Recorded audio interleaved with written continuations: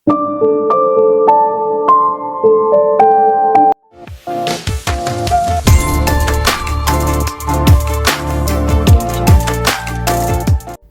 பக்கம் ராஜமாதா சாமியை கும்பிட்டுட்டு அரசரை பார்க்கறதுக்காக சேம்பருக்கு வந்துட்டு இருக்காங்க.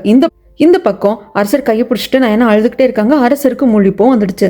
இதுக்கப்புறம் என்ன நடந்தது அப்படிங்கிறத கண்டினியூவா பார்த்துடலாங்க. அதுக்கு முன்னாடி என்னோட வாய்ஸ் ஓவர் நரேஷன் ஸ்டோரி எல்லாம் பிடிச்சிருந்தா லைக் பண்ணிட்டு பாருங்க. அப்படியே உங்க ஃப்ரெண்ட் அண்ட் ஃபேமிலி கூட ஷேர் பண்ணிக்கோங்க. இது வரைக்கும் யாராவது சப்ஸ்கிரைப் பண்ண பார்த்துட்டு இருந்தீங்கன்னா மறக்காம சப்ஸ்கிரைப் பண்ணிக்கோங்க. இப்போ அவங்க கதைக்குள்ள போயிடலாம். அரசர் எழுந்ததுமே பயப்படுறது வந்து நயனாக்காக தான். நயனா, நீ எப்படி இங்க வந்து யாராவது பார்த்தா என்ன ஆகுறது ஏதாகுறது அப்படிங்கிறப்போ, இல்லை நான் வந்து உங்களோட பர்சனல் மேடை கூப்பிட்டு இந்த மாதிரி சொன்னேன், நீங்க பேர் கண்டிஷன்ல இருக்கிறப்ப எப்படி என்னால பார்க்காம வராம இருக்க முடியும் அப்படிங்கிறாங்க. ஆனா இந்த பக்கம் ராஜமாதா வந்துட்டு இருக்காங்க. ராஜமாதா கிட்ட வர தெரிஞ்சு போச்சு பர்சனல் மேடுக்கு. அவங்க உடனே ஓடி வந்து சொல்றாங்க இந்த மாதிரி ராஜமாதா வந்துட்டு இருக்காங்கன்னு சொல்லிட்டு. உடனே நம்மளோட நயனாவை வெளியே அனுப்ப முடியாது, பக்கத்துலயே ஒளிய வச்சிடுறாங்க. ராஜமாதா உள்ள வர்றப்போ அரசர் அகைன் படுத்து தூங்குற ஸ்டேஜுக்கு போயிடுறாரு. அதான் அன்கான்சியஸ்ல இருக்கிற மாதிரியே வந்துட்டு படுத்துக்கிறாரு. அப்போ பர்சனல் மேடை பார்த்துட்டு, மருத்துவர் எங்க, நீ மட்டும் இங்க என்ன பண்றேன்னு ராஜமாதா கேட்க, மருத்துவர் வந்து மருந்து எடுக்கிறதுக்காக போயிருக்காங்க ராஜமாதா, அந்த இடத்த எல்லாத்தையும் கிளீன் பண்ணிட்டு இப்பதான் போலாங்கிறதுக்குள்ள நீங்க வந்துட்டீங்க அப்படிங்கிறாங்க. சரி நீங்க போங்க, என் பையன் பக்கத்துல நான் இருந்துக்கிறேன், மருத்துவர் வர வரைக்கும் நான் பக்கத்துல இருந்து நான் பாத்துக்கிறேன் அப்படின்னு சொல்லிட்டு எல்லாரையும் அனுப்பிச்சிடுறாங்க. அரசர் பக்கத்துல வந்து உட்கார்றப்போ குழந்தைங்க விளையாட ஒரு சின்ன டாய் இருக்கும். அதை பார்த்ததும் ராஜமாதாக்கு மனசே கேட்க மாட்டேங்குது. ஏன்னா அரசரோட பையன் இறந்து போயிருப்பாங்க இல்லையா, அந்த பையனோட டாய் இது. இன்னுமாடா உன் குழந்தைவும் மனசுல இருக்கு, இறந்து போன உன் குழந்தையே உன்னால மறக்க முடியலையே, அப்படி இருக்கிறப்போ என் பையன் இப்படி கிடக்கிறத பாக்குறப்போ பெத்தவளுக்கு எப்படி இருக்கும் அப்படின்னு ரொம்ப வந்து ஃபீல் பண்ணி அழுவாங்க. ஆனா அரசர் முழிச்சிட்டாரு, கான்ஷியஸ் வந்துருச்சு, ஜஸ்ட் அன்கான்ஷியஸ் ஸ்டேஜ்ல சும்மாதான் படுத்திருக்காரு அப்படிங்கிறது ராஜமாதாக்கு தெரியாது. அது மட்டும் இல்லாமல் இங்க நயனா ஒழிஞ்சிட்டு இருக்காங்க அப்படிங்கிறதும் தெரியாது. அதனால கிட்டத்தட்ட கன்ஃபர்ஸ் பண்ற மாதிரி எல்லா உண்மையும் சொல்றாங்க. அம்மான்னு கூட பார்க்காம எவ்வளோ ஹார்ஷாலாம் என்கிட்ட நீ பேசினடா, ஆனா அம்மா இதெல்லாம் யாருக்காக பண்ண, உனக்காக தான் பண்ணேன், என்கிட்ட வந்து கேட்டியே, ஏமா அரசருக்கு வந்து விஷம் வச்ச, ஏமா அரசருக்கு விஷம் வச்ச, அவர் இறந்து போனதுக்கு அப்புறமாக என்ன அரியணையில ஏத்துறதுக்கு ஏமா இதெல்லாம் பண்ணேன் நீ கேட்டியலடா. அப்ப அம்மா ஒத்துக்கல, ஆனா இப்போ சொல்றேன், ஆமா அம்மா உனக்காக தான் பண்ணேன், உன்னை அரியணையில ஏத்துறதுக்கு, இந்த நாட்டை ஆள்ற அரசனை உன்னை மாத்துறதுக்காக எல்லாத்தையும் நான் தான் பண்ணேன். அப்போ கோர்ட் மேடா கோர்ட் லேடிஸா இருந்தவங்க எல்லாரையும் நான் தான் கொன்னேன், இதெல்லாம் அம்மா யாருக்காக பண்ண, உனக்காக பண்ண அப்படிங்கிறப்போ அரசருக்கு பயங்கர கோபம். அப்படியே பெட்ஷீட் பிடிச்சப்பாரு, ரொம்ப இருக்கமா. இதெல்லாத்தையும் நயனாவும் கேட்டுட்டு இருக்காங்க. இதை பாருடா கண்ணா, உன் நலனுக்காக அப்படின்னா இந்த உலகத்துக்கே பாய்சன் வைக்கிறதுக்கு கூட அம்மா தயங்க மாட்டான் அப்படின்னு அரசர் இதெல்லாம் தெரிஞ்சுட்டு வந்து நேர்ல கேட்டப்போ எதுவும் ஒத்துக்கல. லூஸ்தனமா பேசாத, யாரோ மனசை கலைச்சிருக்காங்க அப்படி இப்படின்னு சொல்லிட்டாங்க. ஆனா இப்போ அரசர் வந்து அன்கான்சியஸ் ஸ்டேஜ்ல இருக்காரு. கொலைப்பாரா இல்லையா அப்படின்னு தெரியாம இருக்கிறதுனால மனசுல இருக்கிறது எல்லாத்தையும் கொட்டிட்டு போறாங்க. கண்டிப்பா அரசருக்கு எதுவும் கேட்டிருக்காதுன்னு நினைச்சேன். இப்படி ராஜமாதா போனதுக்கு அப்புறமாக பர்சனல் பாடி கார்டும் மெய்டும் வருவாங்க. வரப்ப அப்படியே அரசர் எழுந்து உட்காருவாங்க. அரசரை கண்ணு முழிச்சிட்டீங்களா அப்படின்னு உங்களுக்கு சந்தோஷம். ஏன்னா மருத்துவர் சொல்லியிருப்பாரு இல்லைங்களா, 3 நாள் டைம், அதுக்குள்ள அரசரை கண்ணு முழிச்சிட்டாங்கன்னா அபாயம் இல்லை, அப்படி இல்லைன்னு ஒரு உயிருக்கு உத்தரவாதம் இல்லைன்னு சொல்லியிருப்பாங்க. அதனால உங்களுக்கு நிம்மதியா இருக்கு. ஆனா அரசர் எழுந்ததுமே ஃபர்ஸ்ட் நயனாவை தான் கூப்பிடுறாங்க. நயனா வந்ததும் என் அம்மா சொன்னது எல்லாத்தையும் நீயும் கேட்டல அப்படிங்கிறப்போ, கேட்டுட்டா அரசரே, எனக்கு என்ன சொல்றதுனே தெரியல நயனா. அரசரே நீங்க வந்து எதுக்கும் கவலைப்படாதீங்க, எல்லாம் எப்படி நடக்கணும் அப்படி நடக்கட்டும். நீங்க இப்பதான் வந்து கண்ணு முழிச்சு எழுந்திருக்கீங்க. இப்போ உங்க அம்மா பேசுனதுல உங்களுக்கு ஷாக் தான், பட் இருந்தாலும் அது உங்களை எந்த வகையிலும் பாதிக்காது அப்படிங்கிறப்போ, சரி நயனா நீ கிளம்பு அப்படின்னு நயனாவை கிளம்ப சொல்லிட்டு தன்னோட பர்சனல் பாடி கார்டுகிட்டையும் மேடிக்கிட்டையும் சொல்றாங்க, நான் இப்போ உடனே கண்ணு முழிச்சதை எங்க அம்மா கிட்ட சொல்லாதீங்க, எங்க அம்மா வந்துட்டு போனதுக்கு அப்புறம் 1/2 மணி நேரம் கழிச்சு தான் கண்ணு முழிச்சதாக சொல்லுங்க அப்படிங்கிறாங்க. நயனாவை கொண்டு விடும்படி பர்சனல் பாடி கார்டு கிட்ட தான் சொல்லியிருப்பாங்க. பேலஸை விட்டு வெளியே வரப்பவே அங்க லேடிஸ் போயிருப்பாங்களா, அவங்கள பார்த்ததும் நீங்க போய் அரசர் பக்கத்துல இருங்க, நான் போய்க்கிறேன் அப்படிங்கிறாங்க. இங்க நம்ம வந்து ஜெயில இருக்காங்களே, அவங்கள பாக்குறதுக்காக சுசூர்ல இருந்து, ஹெட்லேட்ல இருந்து, மீனால இருந்து எல்லாரும் வந்து பார்ப்பாங்க. அதுக்கப்புறமாக இங்க ரூனாவோட வீட்டை தான் காட்டுறாங்க. அந்த அம்மா பிரெக்னெண்டா இல்லையே, எப்படியாவது எகைன் பிரெக்னென்ட் ஆகணும் அப்படிங்கிறதுக்காக ஜங்கு கிட்ட கொஞ்சம் அப்ரோச் பண்றாங்க. ஜங்குக்கு கோவம் வருது, என்ன எப்ப பார்த்தாலும் இப்படியே சுத்திக்கிட்டு இருக்க, வயிற்றுல குழந்தைய வச்சுட்டுமா நீ அடங்க மாட்டேங்கிற அப்படிங்கிற சமயத்துல, ஐயோ வயிற்றுல குழந்தை இல்லை அதனால தானே இப்படி பண்ற அப்படிங்கிற மாதிரி இருக்கும். அந்த சமயத்துல தான் அரசர் கண்ணு முழிச்சிட்டார் அப்படிங்கிற நியூஸை வேற ஒரு மெய்டு வந்து சொல்லுவாங்க. ராஜமாதாவை காட்டுறாங்க. ஐயோ என் பையன் கண்ணு முழிச்சிட்டான் அப்படின்னு ரொம்ப சந்தோஷம். மருத்துவரே நீங்க சொன்ன மாதிரி 3 நாளுக்குள்ள என் பையன் கண்ணு முழிச்சிட்டான், அதனால இதுக்கப்புறமாக அவன் நல்லா ஆரோக்கியமா இருக்கிறதுக்கு நல்ல மருந்தெல்லாம் கொடுங்க அப்படின்னு சொல்லிட்டு ரொம்ப பூரிப்புல இருக்காங்க. நம்ம பேசுறதுல நம்ம பையனுக்கு கேட்டிருக்காதுன்ட்டு. ஆனா எல்லாமே கேட்டிருந்தாலும் அரசர் ரொம்ப கவனமா இருக்காரு இந்த வாட்டி. இது வரைக்கும் தேவையான வேற ஒரு சிறையில வச்சிருந்தாங்க. இப்போ நம்ம நயனா ஒர்க் பண்ற இந்த சிறைக்கு கொண்டு வந்து அடைச்சிட்டாங்க. உங்களுக்கெல்லாம் என்ன நிம்மதியா இருக்குன்னா, இந்த மாதிரி லீகல் ஆஃபீஸரை யாராவது வாதாடுறப்போ அது அந்த அதிகாரிகளுக்கு ஜட்ஜுக்கெல்லாம் பிடிக்கல அப்படின்னா ஊரை விட்டே துரத்திடுவாங்க. அப்படி பண்ணாம ஜெயில வச்சிருக்காங்களே, அது வரைக்கும் நிம்மதி, எப்படியாவது தேவையான வெளியே கொண்டு வந்துக்கலாம் அப்படிங்கிற மாதிரி இருக்காங்க. சரி, ஏன் நம்ம இவ்வளோ கரெக்டாக வாதாடியும் ஏன் இந்த கேஸ் இப்படி போச்சு, அந்த பையன் தப்பே பண்ணாம இருந்தால் ஏன் அவனுக்கு தண்டனை கிடைச்சது அப்படிங்கிற சமயத்துல அந்த செல்வந்தர் வேற யாரும் இல்ல, ரூபாவுக்கு வந்து ஒரு வகையில சொந்தம். அதனால ரூபா மூலியமாக போலீஸ் அதிகாரிகள் கிட்ட ஹெல்ப் கேட்டிருக்காங்க அப்படின்னு தெரிய வர்றப்போ நம்ம நயனா கிட்ட இருக்கிற சில ஆட்கள் போயிட்டு அந்த செல்வந்தர் நல்லா போட்டு அடி அடி நடிச்சிடுறாங்க. அப்ப அண்ணா வந்ததும் அங்கிருந்து விட்டு ஓடி போயிடுவாங்க. அதுக்கப்புறம் அண்ணங்கார ரூபா கிட்ட வந்து சொல்லுவாங்க, இந்த மாதிரி இந்த செல்வந்தரை போட்டு அடிச்சிட்டாங்கம்மான்னு சொல்லி. ரூபாவும் பார்க்க வருவாங்க, என்னாச்சு ஏதாச்சும் அப்படிங்கிறதுக்கு. இல்ல தேவன் தான் எனக்கு எகென்ஸ்டான லாயரா வந்து வாதாடிட்டு இருந்தா அந்த பையனுக்கு ஆதரவா உன்னோட சப்போர்ட்டால அந்த கேஸை நான் ஜெயிச்சிட்டேன். ஆனா தேவனை வந்து ஜெயில போட்டாங்க. அந்த கோவத்துல தேவனோட ஆட்களை வச்சு நான் அடிச்சிட்டான் போல இருக்கு அப்படின்னு சொல்லி இந்த மாதிரி நாள் சொல்லிடுவான். ஆனா பிசினஸ் மேனுக்கு மனசு கேட்கறது இல்ல. உடனே வந்து ஜங்க பாக்குறாங்க. ஏன்னா இப்ப ஜெயில நம்ம தேவோனை போட்டிருந்தாலும் தேவோனுக்கு ஒரு ட்ரையல் வைப்பாங்க. ஏன்ப்பா லீகல் ஆஃபீஸரா ஆஜராகி தேவையில்லாம இந்த மாதிரிலாம் வாதாடினேன் அப்படின்னு சொல்லிட்டு தான் தண்டனை கொடுத்துருவாங்க. அப்படிங்கிறதுனால உங்க பையனை காப்பாத்துங்கன்னு வந்து கேட்கறாங்க. ஜங்க கோவம் வந்துடுது. எப்பத்தாலும் அவனை காப்பாத்துறது எனக்கு பொழப்பா போச்சு. நீங்க வந்து கெஞ்சிரிங்க, நான் காப்பாத்துறேன். அவன் தான் கடைசியில போறப்போ எனக்கும் அவனுக்கும் இருக்கிற எல்லா உறவையும் அத்துட்டு தான் போனான். அப்படி இருக்கிறப்ப நான் எதுக்காக அவனை பார்க்கணும், அவனுக்கு ஹெல்ப் பண்ணும் அப்படிங்கிற சமயத்துல ப்ளீஸ்க்கா கொஞ்சம் வந்து கேட்டுக்கோங்க, நான் வந்து அவங்க கிட்ட பேசுறேன் அப்படின்னு பிசினஸ் மேன் கெஞ்சிக்கிட்டே இருப்பாங்களா. அப்ப ரூபா வந்துடுவா. தேவோனுக்காக பேசிட்டீங்க வராதிங்க அப்படிங்கிறப்ப அதுக்கு மேல பிசினஸ் மேனால அங்க எதுவும் பேச முடியல. அவர் போயிடுவாரு. ஒரு போனதுக்கு அப்புறமாக ஜங்க் வந்து ரூபா வந்து திட்டுவாங்க. ஏன் இப்படி எல்லாம் பண்ணிட்டு இருக்கேன், என் பையனை கோர்ட்டுக்கு இழுக்க போறியா, அவனுக்கு தண்டனை வாங்கி கொடுக்க போறியா அப்படிங்கிறப்போ வாங்கி கொடுத்து இப்ப என்ன தப்புங்கிற ஆரம்பத்துல இருந்து எங்கிட்ட அவன் பகச்சுக்கிட்டு இருக்கான், முறைச்சுக்கிட்டு இருக்கான். இந்த செல்வந்தர் வேற யாரும் இல்லை, எனக்கு ஒரு வகையில தூரத்தை சொந்தம், எனக்கு அண்ணன் முறையாகுது. அவர் இந்த கேஸ்ல ஜெயிக்க வைக்கிறதுக்காக நான் ஒரு வேலையை பண்ணா அவருக்கு எதிராக இவன் வாதாடிட்டு இவன் ஜெயிலுக்கு போனதுனால இவன் ஆட்களை வச்சு அந்த செல்வந்தரை அடிச்சு போட்டிருக்கா. எப்ப பார்த்தாலும் என்கிட்ட அவன் முறைச்சிக்கிட்டே இருக்கான். அவனை ஜெயில தூக்கி போடுறதுனாலயோ கோர்ட்டுக்கு இழுத்து அதுக்கு தண்டனை வாங்கி கொடுக்கறதுனால இருந்து அவனுக்கு பாடம் புகட்ட முடியும்னா கண்டிப்பா பாடம் புகட்டியே தீர்வேன் அப்படிங்கிறாங்க. ரூபா இவ்வளவு ஸ்ட்ராங்கா சொல்லிட்டதுனாலையும் பயப்படாம இருக்கிறதுனாலையும் ஜங்குக்கும் இதுக்கு மேல எதுவும் பேச முடியல. இந்த செல்வந்தரை போட்டு அடிச்சு அந்த ஆட்கள் வந்து சொல்லுவாங்க, சட்டத்தால் அவனுக்கு தண்டனை கொடுக்க முடியல அப்படின்னாலும் நயனா மேடம் நாங்க தண்டனை கொடுத்துட்டோம், அவனை கொன்னே போட்டிருக்கணும், ஆனா இருந்தாலும் நல்லா அடி நடிச்சிட்டோம் அப்படிங்கிறாங்க. ஐயோ நீங்க தேவையெல்லாம் பண்ணிட்டீங்க, சரி எதுவோ ஒண்ணு, ரூபா உங்களை கண்டிப்பா தேடுவா, அவ கண்ணில் படாம இப்போ ஒழிஞ்சுக்கோங்க, கொஞ்ச நாளைக்கு ஊருக்குள்ள இருக்காதீங்க அப்படின்னு அனுப்பிச்சிக்கிறாங்க. நம்ம தேவனுக்கு சாப்பாடெல்லாம் கொண்டு வந்து கொடுக்கறது வந்து நயனா தான். அந்த சமயத்துல தேவன் சொல்றாங்க, நான் என்னமோ நினைச்சேன் எங்க அப்பா கூட போய் சேர்ந்துக்கிட்டு அவர் மூலியமாக அவருக்கு இருக்கிற மாதிரி பவரை நான் கெயின் பண்ணிக்கிட்டு அவங்கள வந்து ரிவெஞ்ச் எடுக்கலான்னு பார்த்தா அதுவும் முடியல, சட்ட ரீதியா கூட அவங்களை ரிவெஞ்ச் எடுக்கலான்னு பார்த்தா அதுவும் முடியல. அப்படிங்கிறப்போ கரெக்டு தான் தேவன், நானும் அதுதான் யோசிச்சேன். லாவெல்லாம் வச்சுட்டு இவங்களுக்கு வந்து பனிஷ்மெண்ட் வாங்கி கொடுக்க முடியாது. இவங்க நயமஞ்சகமா பல வேலைகள் பண்ணியிருக்காங்க. இவங்களுக்கு கத்தியாலையும் ரத்தத்தாலையும் தான் பதில் சொல்ல முடியும். அதுதான் நானும் யோசிக்கிறேன்னு நயனா திங்க் பண்றா. இந்த அசிஸ்டன்ஸ் பையை வந்து ஃபாலோ பண்றதுக்காக கமிஷனர் ஒரு ஆளை வச்சிருப்பாங்க. அது நம்மளுக்கு தெரியும். இந்த அசிஸ்டன்ஸ் பை எங்க போனாலும் ஃபாலோ பண்ணிட்டு அந்த ஆள் போயிருப்பாங்க. ஆனா அதான் அந்த அசிஸ்டன்ஸ் பை கண்டுபிடிச்சிட்டு அந்த இடத்துக்கு கமிஷனரை வர வச்சு, இதை பாருங்க இந்த மாதிரி குட்டி பசங்கள் எதுக்கு என்ன கண்காணிக்கிறதுக்காக வைக்கிறீங்க, நான் உங்க கூட தான் இருந்த கமிஷனர், ஆனா நீங்க எப்போ அந்த முன்னாள் குயினோட குடும்பத்தோட சேர்ந்தீங்களோ அவங்களுக்கு ஹெல்ப் பண்ண போனீங்களோ அப்பவே எனக்கு வந்து உங்க மேல இருந்த மரியாதை போச்சு. நான் இப்ப ராஜமாதாவா இருக்கிறவங்களுக்கும் ஜங்குக்கும் ரூபாவுக்கும் லாயலா இருக்கணும்னு நினைக்கிறேன். அது என்னோட முடிவு. நான் இதுக்கு முன்னாடி ஸ்பையா இருந்தப்போதான் உங்களுக்கு அசிஸ்டன்ட். இப்ப நான் உங்க பேச்சை கேட்கணுங்கிற அவசியம் இல்ல. இதுக்கப்புறம் என்ன ஃபாலோ பண்றதுக்கு ஆட்களை வைக்காதீங்க. அப்படி வச்சீங்கன்னா அப்படி என்ன ஃபாலோ பண்ற பர்சனை நான் கொண்டு போட்டுடுவேன். இது லாஸ்ட் வார்னிங் அப்படிங்கிறதுனால இவங்களை வந்து கொல்லாம விட்டு போறேன் அப்படின்ட்டு அங்கிருந்து போயிடுவாங்க. அதுக்கப்புறமாக இந்த லேடி ஸ்பையை இந்த அசிஸ்டன்டோட ஸ்பைக்குன்னு சில ஆட்கள்லாம் உங்களுக்கு கீழே வேலை செய்வாங்க. இந்த மாதிரி அசிஸ்டன்ட் ஸ்பை உங்களை பார்த்து பேசணும்னு சொன்னாங்க, வாங்க அப்படின்னு சொல்லிட்டு லேடி ஸ்பையை கூப்பிட்டு வராங்க. அப்போ அவங்க சொல்வாங்க, இதை பாருமா, நீ தான் வந்து அந்த நயனா பக்கத்தில் இருக்க, நீ நயனாக்கு துரோகம் பண்ண என்ன பண்ற அப்படிங்கிறத எனக்கு அப்பப்போ வந்து அப்டேட் கொடுத்த அப்படின்னா நீ நல்லா வாழ்றதுக்கான எல்லா வழியும் நான் பண்ணி கொடுப்பேன், உனக்கு நிறைய பணமும் கிடைக்கும். அப்படிங்கிறப்போ என்ன சொல்றது ஏது சொல்றது அப்படின்னு சொல்லிட்டு தெரியல, பட் டைம் கொடுப்பாங்க அசிஸ்டன்ட் ஸ்பை, நீ யோசிச்சு சொல்லுன்னு சொல்லிட்டு நயனா கிட்ட வந்து எல்லாத்தையுமே லேடி ஸ்பை சொல்லிடுவாங்க. நயனா இருந்துட்டு அந்த ஆளோட திட்டத்துக்கு நீ ஒத்துக்கோ. அந்த அசிஸ்டன்ட் ஸ்பை என்ன சொன்னா, என்னை ஃபாலோ பண்ணணும், என் கூடவே இருக்கணும், எனக்கு துரோகம் பண்ணணும், நான் என்ன பண்ணாலும் அதை போய் அவனுக்கு அப்டேட் கொடுக்கணும் தானே, அதை பண்ணு அப்படிங்கிறாங்க.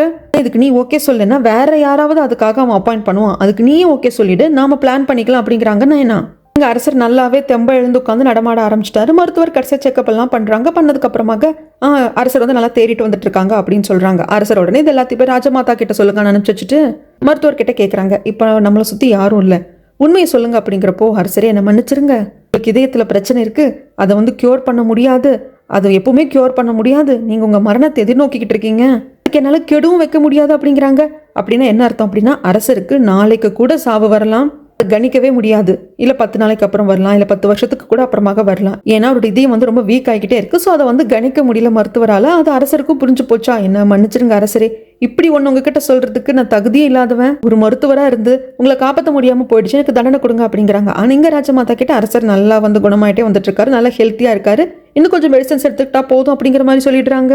ஆனாலும் ஜங்கு கூட இருக்கிற மற்ற அமைச்சர்கள் அடங்குற மாதிரி இல்லை. ராஜமாதா எல்லாமே ஓகே தான், பட் இருந்தாலும் நாம இன்னொரு வாரிசை ரெடி பண்ணி வச்சுக்கிறது நல்லது அப்படிங்கிறப்போ கடுப்பாயிருமா பார்த்துக்கோங்க. சும்மா என்ன இப்படியே சொல்லிட்டு இருக்கீங்க, என் பையன் 10 எம்பா வந்துட்டான், அடுத்து சில கான்குபைன்ஸை வந்து நான் செலக்ட் பண்ண போறேன், அதை பத்தி அரசரோட மனைவியா இருக்கிற ராணிக்கிட்டையும் பேச போறேன், அதன் வகையில அரசருக்கே ஒரு ஆண் வாரிசு பிறக்கும் அப்படிங்கிறாங்க. ஐயோ ராஜமாதா, அப்படி அரசருக்கே வந்து ஆண் வாரிசு பிறந்துட்டு ஒன்றும் பிரச்சனை கிடையாது, அப்படி இல்லைன்னா நிற்கிறப்போ அப்படி இல்லைங்கிற ஆப்ஷனுக்கே இடம் கிடையாது, எழுந்து போங்க அப்படின்றவாங்க.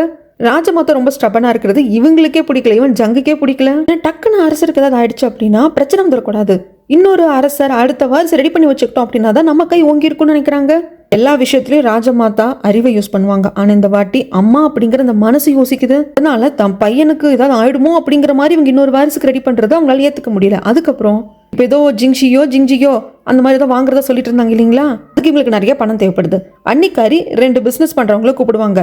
இந்த வாட்டி ஒரு நல்ல டீலிங் வச்சிருக்கேன், இந்த ஜிங்ஷி வாங்குறதுல நீங்க நிறைய இன்வெஸ்ட் பண்ணீங்க அப்படின்னா டபுள் ட்ரிபிள் மடங்கு ப்ராஃபிட் கிடைக்கும் அப்படிங்கிறப்போ, அம்மா அது எங்களுக்கே தெரியும், மிங் நாட்டிலிருந்து அதுக்கான ஆட்கள்லாம் வந்திருக்காங்க அப்படிங்கிற நாங்களும் கேள்விப்பட்டோம். ஆனால் அதில் இன்வெஸ்ட் பண்ணுறதுக்கு எங்ககிட்ட 10 பைசா கிடையாது. என்ன சொல்கிறீங்க, பின்னாடி நீங்கள் ரெகுலேட்டாக ஃபீல் பண்ணுவீங்க, லாபம் கிடைக்காம போய்டும். கிடைக்காமையே போட்டோம், ஆல்ரெடி இருந்த காசெல்லாம் உங்ககிட்ட கொடுத்துட்டோம், இப்போ எங்களுக்கு எந்த ஒரு காசும் கிடையாது, இன்வெஸ்ட் பண்ண முடியாது அப்படின்றாங்க. சரி அதுக்கப்புறம் நீங்கள் என்ன குறை சொல்லக்கூடாது அப்படின்றவா அன்னிக்காரி. ஏன்னா நம்ம நயனா தான் இவங்களை அலாட் பண்ணியிருப்பாங்க, ஏன்னா உங்களை சின்ன சின்ன பிஸ்னஸ் பண்ணுறவங்க, நீங்கள் இதில் மாட்டிக்காதீங்க, இது ஒரு ட்ராப் அப்படின்னு சொல்லியிருந்திருப்பாங்க. அப்போ அடியால் வருவாங்க, அன்னிக்காரி கேட்பாங்க, ஆமா மின்னாட்டில இருந்து நிறைய ஜிங்ஷியை வந்து வாங்கினாலும் கண்டுபிடிச்சு அப்படிங்கிறப்ப கண்டுபிடிச்சிட்டு சொசூல் இருக்காங்க அப்படின்னு கூப்பிட்டு வராங்க. இந்த ஆளு நம்ம நயனா செட் பண்ண ஆள் தான். இவங்க யாருன்னு தெரியுதாங்க, ஜி இருக்காங்க இல்லையா, ஜியோட ஃப்ரெண்டு. ஜியை வந்து ஐலாண்டுக்கு பக்கத்தில் இருக்கிற போலீஸ் ஸ்டேஷனுக்கு டிரான்ஸ்ஃபர் பண்ணியிருப்பாங்க. அங்கே போயிட்டு ரிசைன் பண்ணிட்டு வர்றப்போ நீங்கள் எனக்கு ஹெல்ப்பராக என் கூட வரீங்களா, நம்ம பிஸ்னஸ் பண்ணலான்னு கேட்டிருப்பாங்க இல்லையா. ஸோ ஜி கூட வந்து ஆஃபீஸர் தான் இவர் நம்ம ஃப்ரெண்டுன்னு தான் வச்சுட்ருக்கோம். ஸோ ஜியோட ஃப்ரெண்ட் இவர் தான் நான் என்ன செட் பண்ணியிருப்பாங்க. சரி எல்லாம் ட்ரிங்க்ஸ் பண்ணலான்னு உட்காந்ததுக்கு அப்புறமாக அன்னிக்காரி குறுன்னு பாப்பா, ஏன் அப்படி பார்க்குறீங்க அப்படின்னு ஃப்ரெண்டு கேட்கறதுக்கு, உங்களை எங்கேயோ பார்த்த மாதிரி இருக்குது அப்படிங்கிறப்போ, அப்படியா தோணுது உங்களுக்கு அப்படிங்கிறாங்க. அதுக்கப்புறம் தான் ஜியோட ஃப்ரெண்டை யோசிக்கிறாங்க, ஒரு வாட்டி வார்டனோட ட்ரையல் நடந்தது இல்லைங்களா, அப்போ இவர் இந்த கூட்டத்தோட கூட்டமாக நின்று இருந்திருப்பாங்க. அந்த இடத்துல அன்னிக்காரியும் அண்ணனும் கூட இருந்திருப்பாங்க. ஆனால் ஜியோட ஃப்ரெண்டை அவங்க வந்து அவ்வளோ நோட்டீஸ் பண்ணியிருக்க மாட்டாங்கன்னு நினச்சாங்க. ஆனால் இப்போதான் அது ஜியோட ஃப்ரெண்டுக்கே வந்து சென்ஸ் ஆகுது. கையில் இருக்கிற டம்ளர் அப்படியே தொப்புன்னு கீழே விழுந்துரும். ஐயோ இந்த அம்மாவுக்கு நம்மளை அங்கே தான் பார்த்தோம் அப்படிங்கிறது ஞாபகம் வந்துருச்சுன்னா என்ன பண்ணுறது, எங்கேயோ பார்த்த மாதிரி இருக்குங்கிற அளவுக்கு ஞாபகம் வந்திருக்கு. கரெக்டாக ஞாபகம் வந்துட்டு என்ன பண்ணுறதுன்னு தெரியல. அன்னிக்காரிக்கு இன்னும் கரெக்டாக ஞாபகம் வரல. அதனால உங்ககிட்ட இருக்கிற ஜிங்ஷி எல்லாத்தையும் நான் வந்து வாங்கிக்கிறேன், அதுக்கு ஒரு நல்ல விலையை சொல்லுங்க, நான் ரூபா கிட்ட பேசிடுறேன், ரூபா உங்களுக்கு நிறைய பணம் கொடுப்பா அப்படிங்கிறாங்க. இவரும் சரிங்கன்னு மண்டையாட்டுறாங்க. இங்கே அரசருக்கு ஒரே மனக்கவலையாக போயிடுது. நம்ம உயிர் எப்போ வேணாலும் போகலாம், எப்போ ஏதுன்னு தெரியல, அதுக்குள்ளே சிலதெல்லாம் பண்ணணும்னு யோசிக்கிறாங்க. தேவோனை நான் பார்க்கணும்னு நினைக்கிறேன், ஆனால் தேவோனை கூப்பிட்டு விடுறதுக்காக விலை நிர்ணயம் பண்ணுற டீமுக்கு நான் ஆட்கள் அனுப்பிச்சா தேவோன் ரிசைன் பண்ணிட்டதாக எனக்கு ஆன்சர் வந்தது. நான் தேவோனை பார்க்கணும், என்ன ஏதுன்னு விசாரி தேவோனை கூப்பிட்டு வா அப்படின்னு பர்சனல் பாடி கார்டு கிட்ட சொல்லி அனுப்புறாங்க. தேவோன் ஜெயில இருக்கிறது இன்னும் நம்ம அரசருக்கு தெரியல.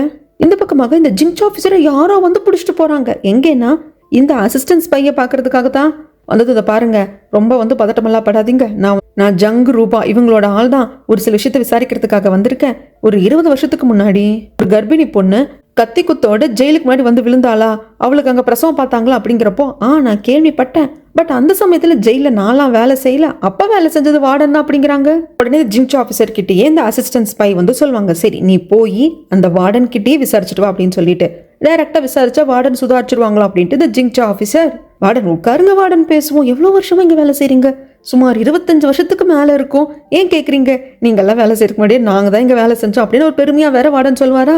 பரவாயில்லப்பா, உங்களுக்கு பயங்கரமான எக்ஸ்பீரியன்ஸு, உங்களுக்கும் குக்கிங் லேடிக்கும் வந்து கண்ணமாக வேற போகுது, நான் உங்களுக்கு எதுவுமே பண்ணதில்லை, வாங்களே சேர்ந்து ட்ரிங்க்ஸ் குடிக்கலாம் அப்படின்னு கூப்பிட்டு வந்து கேட்குறாங்க. இந்த மாதிரி ஒரு 20 வருஷத்துக்கு முன்னாடி ஒரு ப்ரெக்னென்ட் லேடி கத்திக்குத்தோட வந்து ஜெயிலில் விழுந்தாங்களா அப்படிங்கிறப்போ ஒரு அரை போதைக்கு போயிட்டாரு வார்டன்.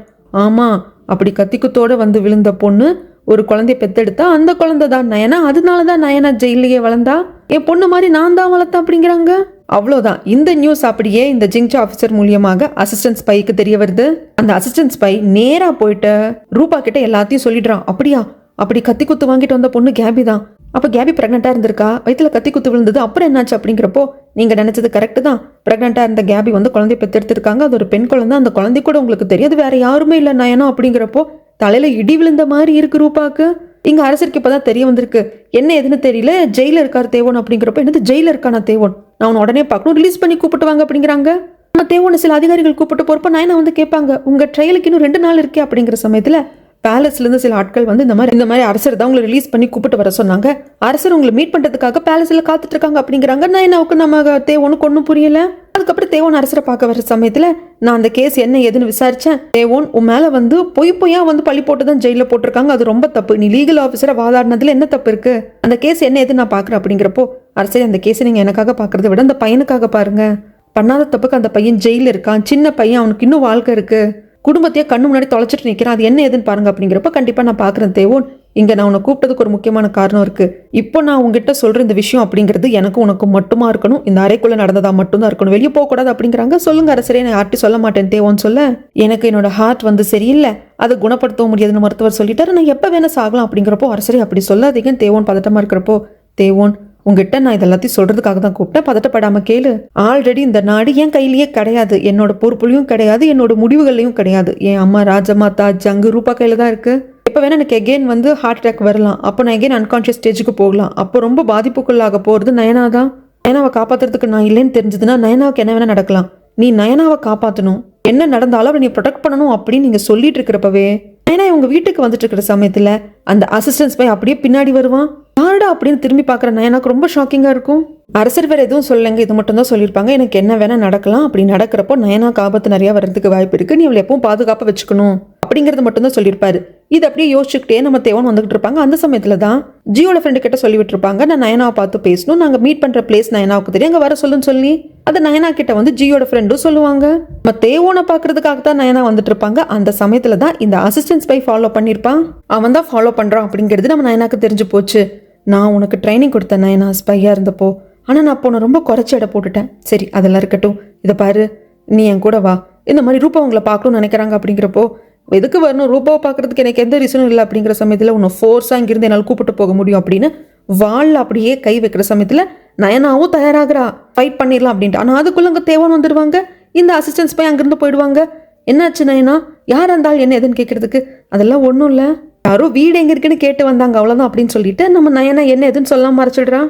அதுக்கப்புறம் நயனாவை தனியாக கூப்பிட்டு வந்து, நயனா நான் அரசரை பார்த்துட்டு வரேன், இப்போ நான் வந்து அரசரோட ஒரு ஆர்டரை வந்து செயல்படுத்துகிற ஒரு விஷயத்தில் இருக்கேன். அரசர் என்ன சொன்னார் தெரியுமா, உன்னை எப்பவும் பாதுகாப்பாக என்னை பார்த்துக்க சொன்னார், ஜங்காலையும் ரூபாவாலையும் உனக்கு எப்போ வேணாலும் பிரச்சனை வரலாம், அதனால என்னை வந்து உன்னை பாதுகாப்பாக இருந்து உன்னை பார்த்துக்க சொன்னார்.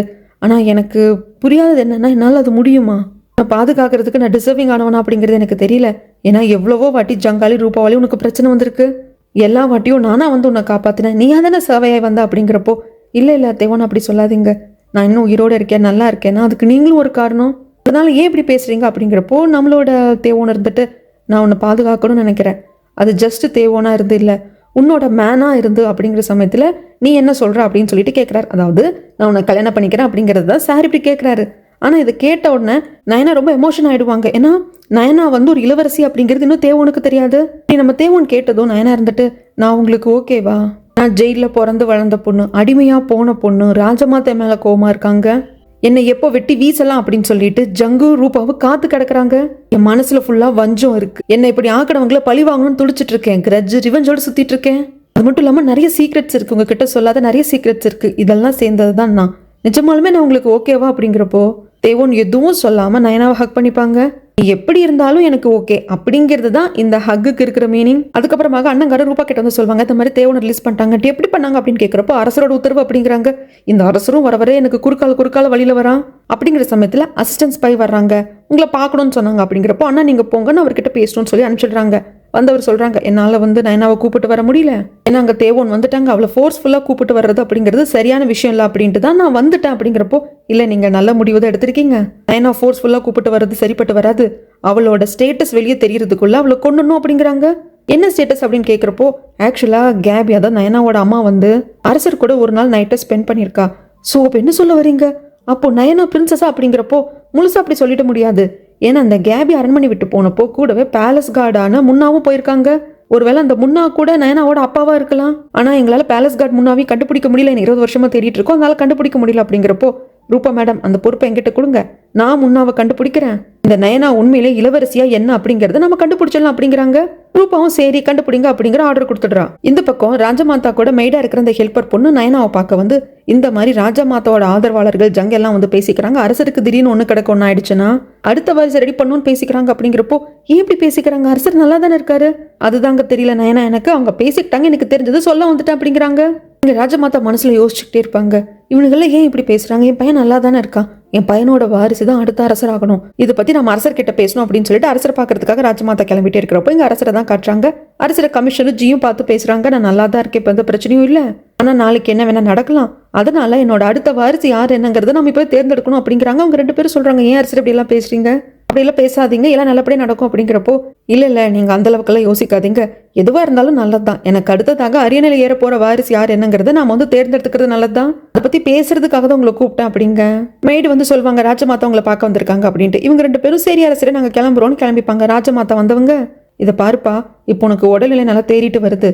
ஆக்சுவலாக குயின் ஒரு வாட்டி மட்டும்தான் கருத்தரிச்சா, அதில் பையன் பிறந்துச்சு. அதுக்கப்புறம் இந்த சின்ன வயசுல இந்த பையனும் செத்து போச்சு.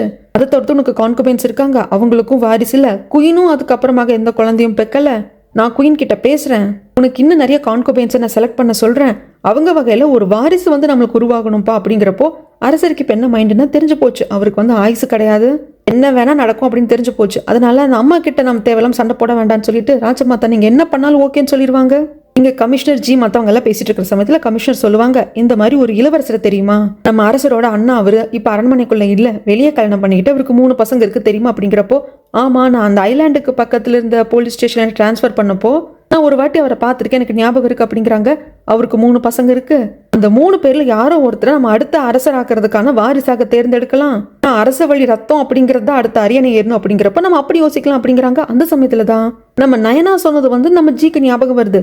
ஏன்னா அந்த இளவரசருக்கு நயனா வந்து ஃபியூச்சர் சொல்லியிருப்பாங்க இல்லையா, உங்க 3 பசங்கள ஒருத்தன் வந்துட்டு மிகப்பெரிய பொசிஷனுக்கு போவான்னு சொல்லிட்டு அதை நயனா வந்து ஜி கிட்ட சொல்லியிருப்பாங்க. இப்போ அது ஜிக்கு ஞாபகம் வருது. பாரு எந்த அளவுக்கு நயனா கணிச்சிருக்கா அப்படின்ட்டு அதுதான் இவருக்கு ஞாபகம் வருது. அதுக்கப்புறம் எப்படியாவது சீக்கிரம் கருத்தரிக்கணும் அப்படிங்கிறதுக்காக ஷாமன் எல்லாம் பாக்குறதுக்காக இந்த லேடி வருவாங்க.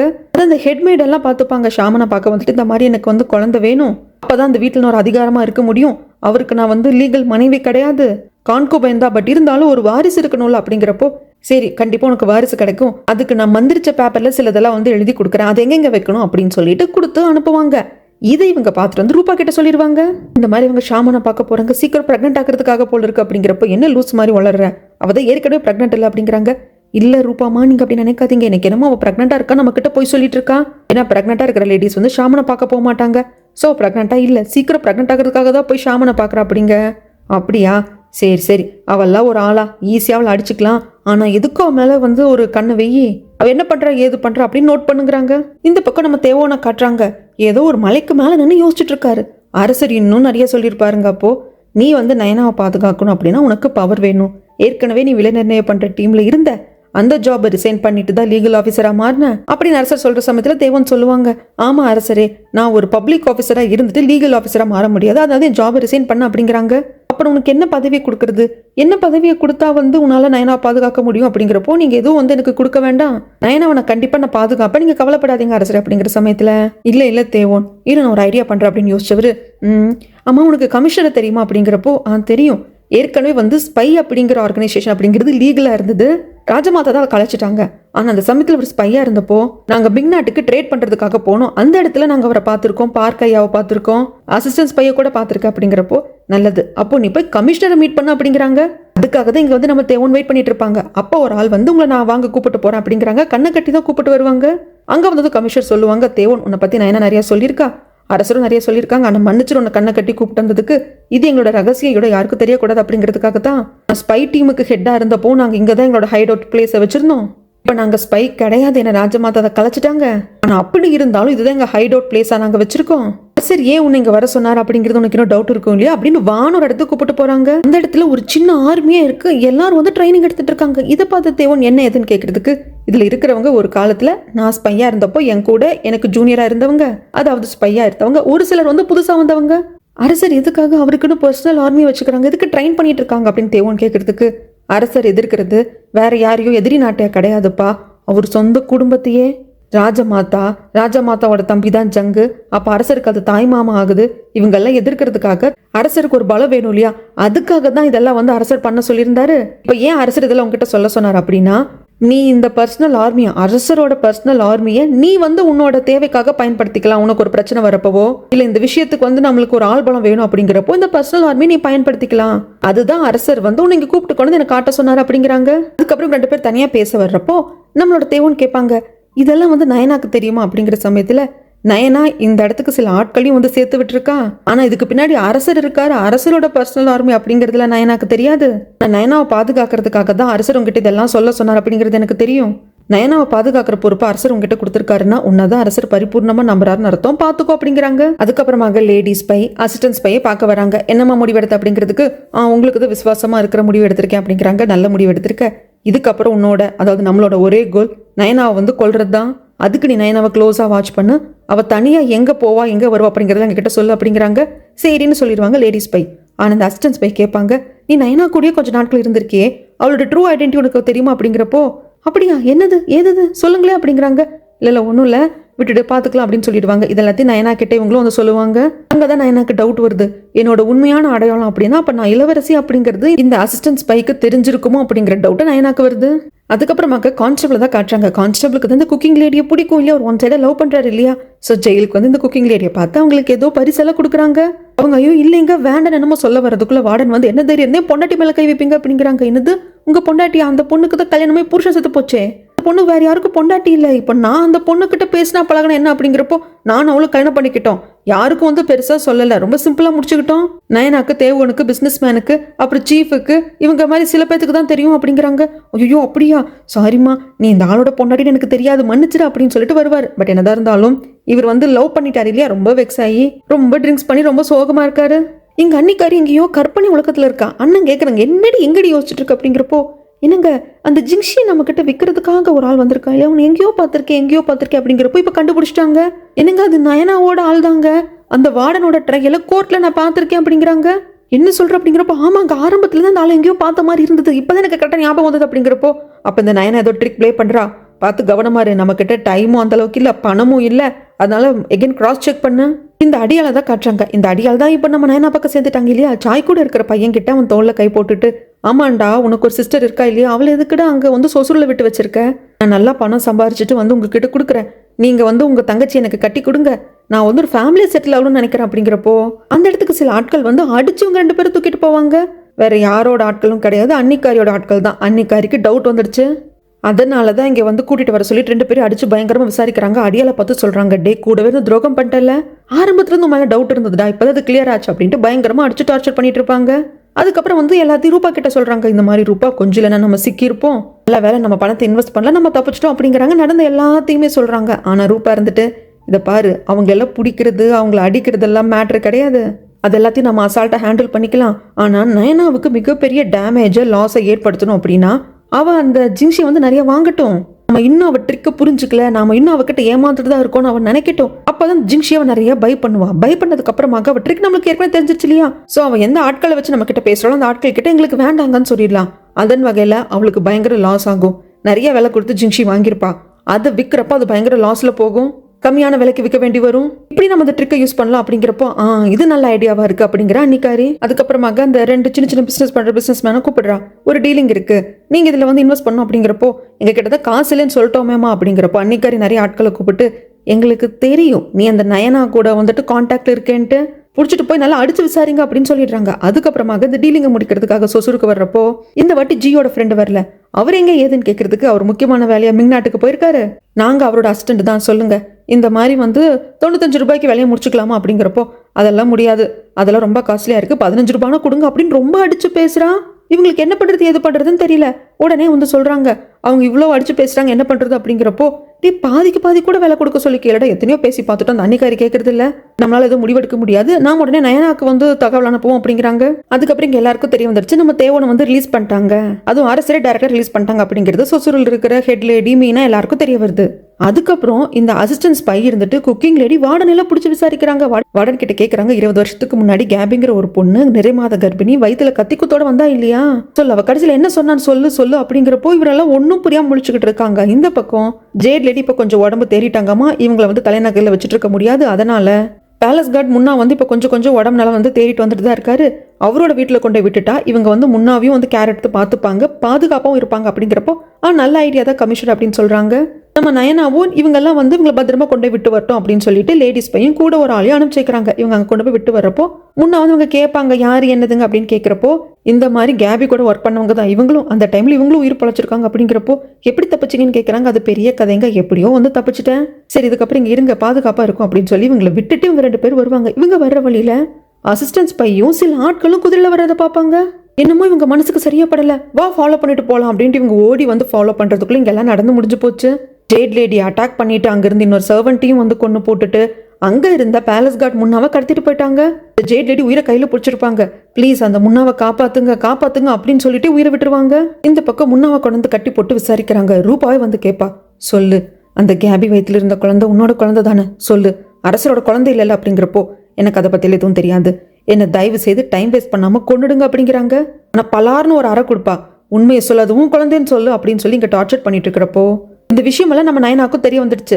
ஜேட் லேடியை கொன்னுட்டாங்க, முன்னாவை கடத்திட்டாங்கன்னு சொல்லிட்டு உடனே கமிஷனர் வந்து பார்த்து இது எல்லாத்தையும் சொல்றப்போ, எப்பவுமே இவங்க மட்டும் தனியா இருந்தாங்கன்னா நம்ம நயனாவை வந்து கமிஷனர் இளவரசின்னு தான் கூப்பிடுவாங்க. என்ன சொல்றீங்க இளவரசி, வாங்க உடனே போலாம், காப்பாத்தலாம் அவங்கள அப்படிங்கிற சமயத்தில் அங்க தேவோன் நிற்பாங்க. தேவோன் ஷாக் ஆயிட்டு வந்து, இப்போ கமிஷனர் சார் உன்னை என்னன்னு சொல்லி கூப்பிட்டாரு, உன்னை இளவரசி நான் கூப்பிட்டாரு அப்படின்னு சொல்லிட்டு ரொம்ப ஷாக்கிங்காக தான் நம்ம தேவோன் பார்ப்பாங்க. தேவோனுக்கு தெரிஞ்சிருச்சு அப்படின்ட்டு நயனாக்கும் ஷாக்கிங்காக தான் இருக்கு.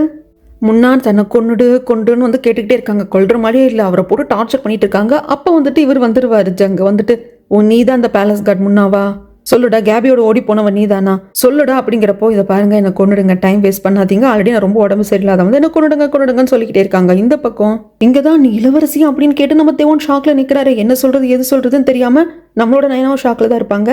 இளவரசி நீங்க எதுக்கும் கவலைப்படாதீங்க, தேவோன் கிட்ட நான் எல்லாத்தையும் வந்து எக்ஸ்பிளைன் பண்றேன் அப்படின்னு. தேவோன் என் பின்னாடி வா அப்படின்னு கூப்பிட்டு தேவோன் கிட்ட எல்லாமே சொல்றாங்க. இப்போ நயனாவை பத்தி, நயனாதான் பிரின்சஸ் அப்படிங்கிறது ஜங்குக்கோ ரூபாக்கோ டவுட் வந்திருக்கு போல இருக்கு. அதனாலதான் இப்படி எல்லாம் பண்ணிட்டு இருக்காங்க, அந்த உண்மை தெரிஞ்சவங்க எல்லாத்தையும் கடத்தி வச்சிட்டு இருக்காங்க அப்படின்னு சொல்ல, அரசருக்கு தெரியுமான்னு கேட்கிறப்போ இல்ல அரசருக்கு தெரியாது, நயனா இளவரசி வந்து சொல்ல வேண்டாம்னு சொல்லிட்டாங்க அப்படிங்கிறாங்க. அதுக்கப்புறமாக நம்ம நயனா வந்து சொல்லுவாங்க, இதை பாருங்க நம்ம முன்னா அவர்களை வந்து சீக்கிரமா கண்டுபிடிக்கணும், ஏன்னா அவருக்கு ஏற்கனவே உடம்பு சரியில்லை, அவர் கண்டிஷன் நம்ம மனசுல வச்சுக்கணும், சீக்கிரம் கண்டுபிடிக்கணும் அப்படிங்கிறாங்க. சரி இளவரசி அப்படின்னு சொல்லிட்டு இவங்களை வெளியே போனதுக்கு அப்புறமாக நம்ம தேவோனை பார்த்துட்டு முன்னமே சொல்லாததுக்கு மன்னிச்சிருங்க அப்படிங்கிறப்போ, தேவோனுக்கு எப்படி இதை வந்து ரியாக்ட் பண்றது எடுத்துக்கிறதுனே தெரியல. பரவாயில்ல, நீங்க எதுக்கு என்கிட்ட மன்னிப்பு கேட்குறீங்க, எல்லாத்துக்கும் ஒரு காரணம் இருக்குன்னு என்னால் புரிஞ்சுக்க முடியுது. அன்னைக்கு இளவரசியா இருக்கிறப்போ உங்களை பாதுகாக்கிற அந்த தகுதி எனக்கு கிடையாது, நான் உங்களை பாதுகாக்க வேண்டிய அவசியமும் கிடையாது. இது நயனா ரொம்ப ஹர்ட் பண்ணிடுது. ஏன் இப்படி பேசுறீங்க, அந்த ஜெயிலில் பிறந்து வளர்ந்த பொண்ணா இருக்கிறப்ப இருந்து நீங்க என்ன பார்த்துட்டு இருக்கீங்க, என்ன காப்பாத்திட்டு இருக்கீங்க, கடைசியா நீங்க என்கிட்ட கேட்டுக்கிட்டீங்க இல்லையா, அதுல இருந்து எந்த ஒரு மாற்றமும் கிடையாது.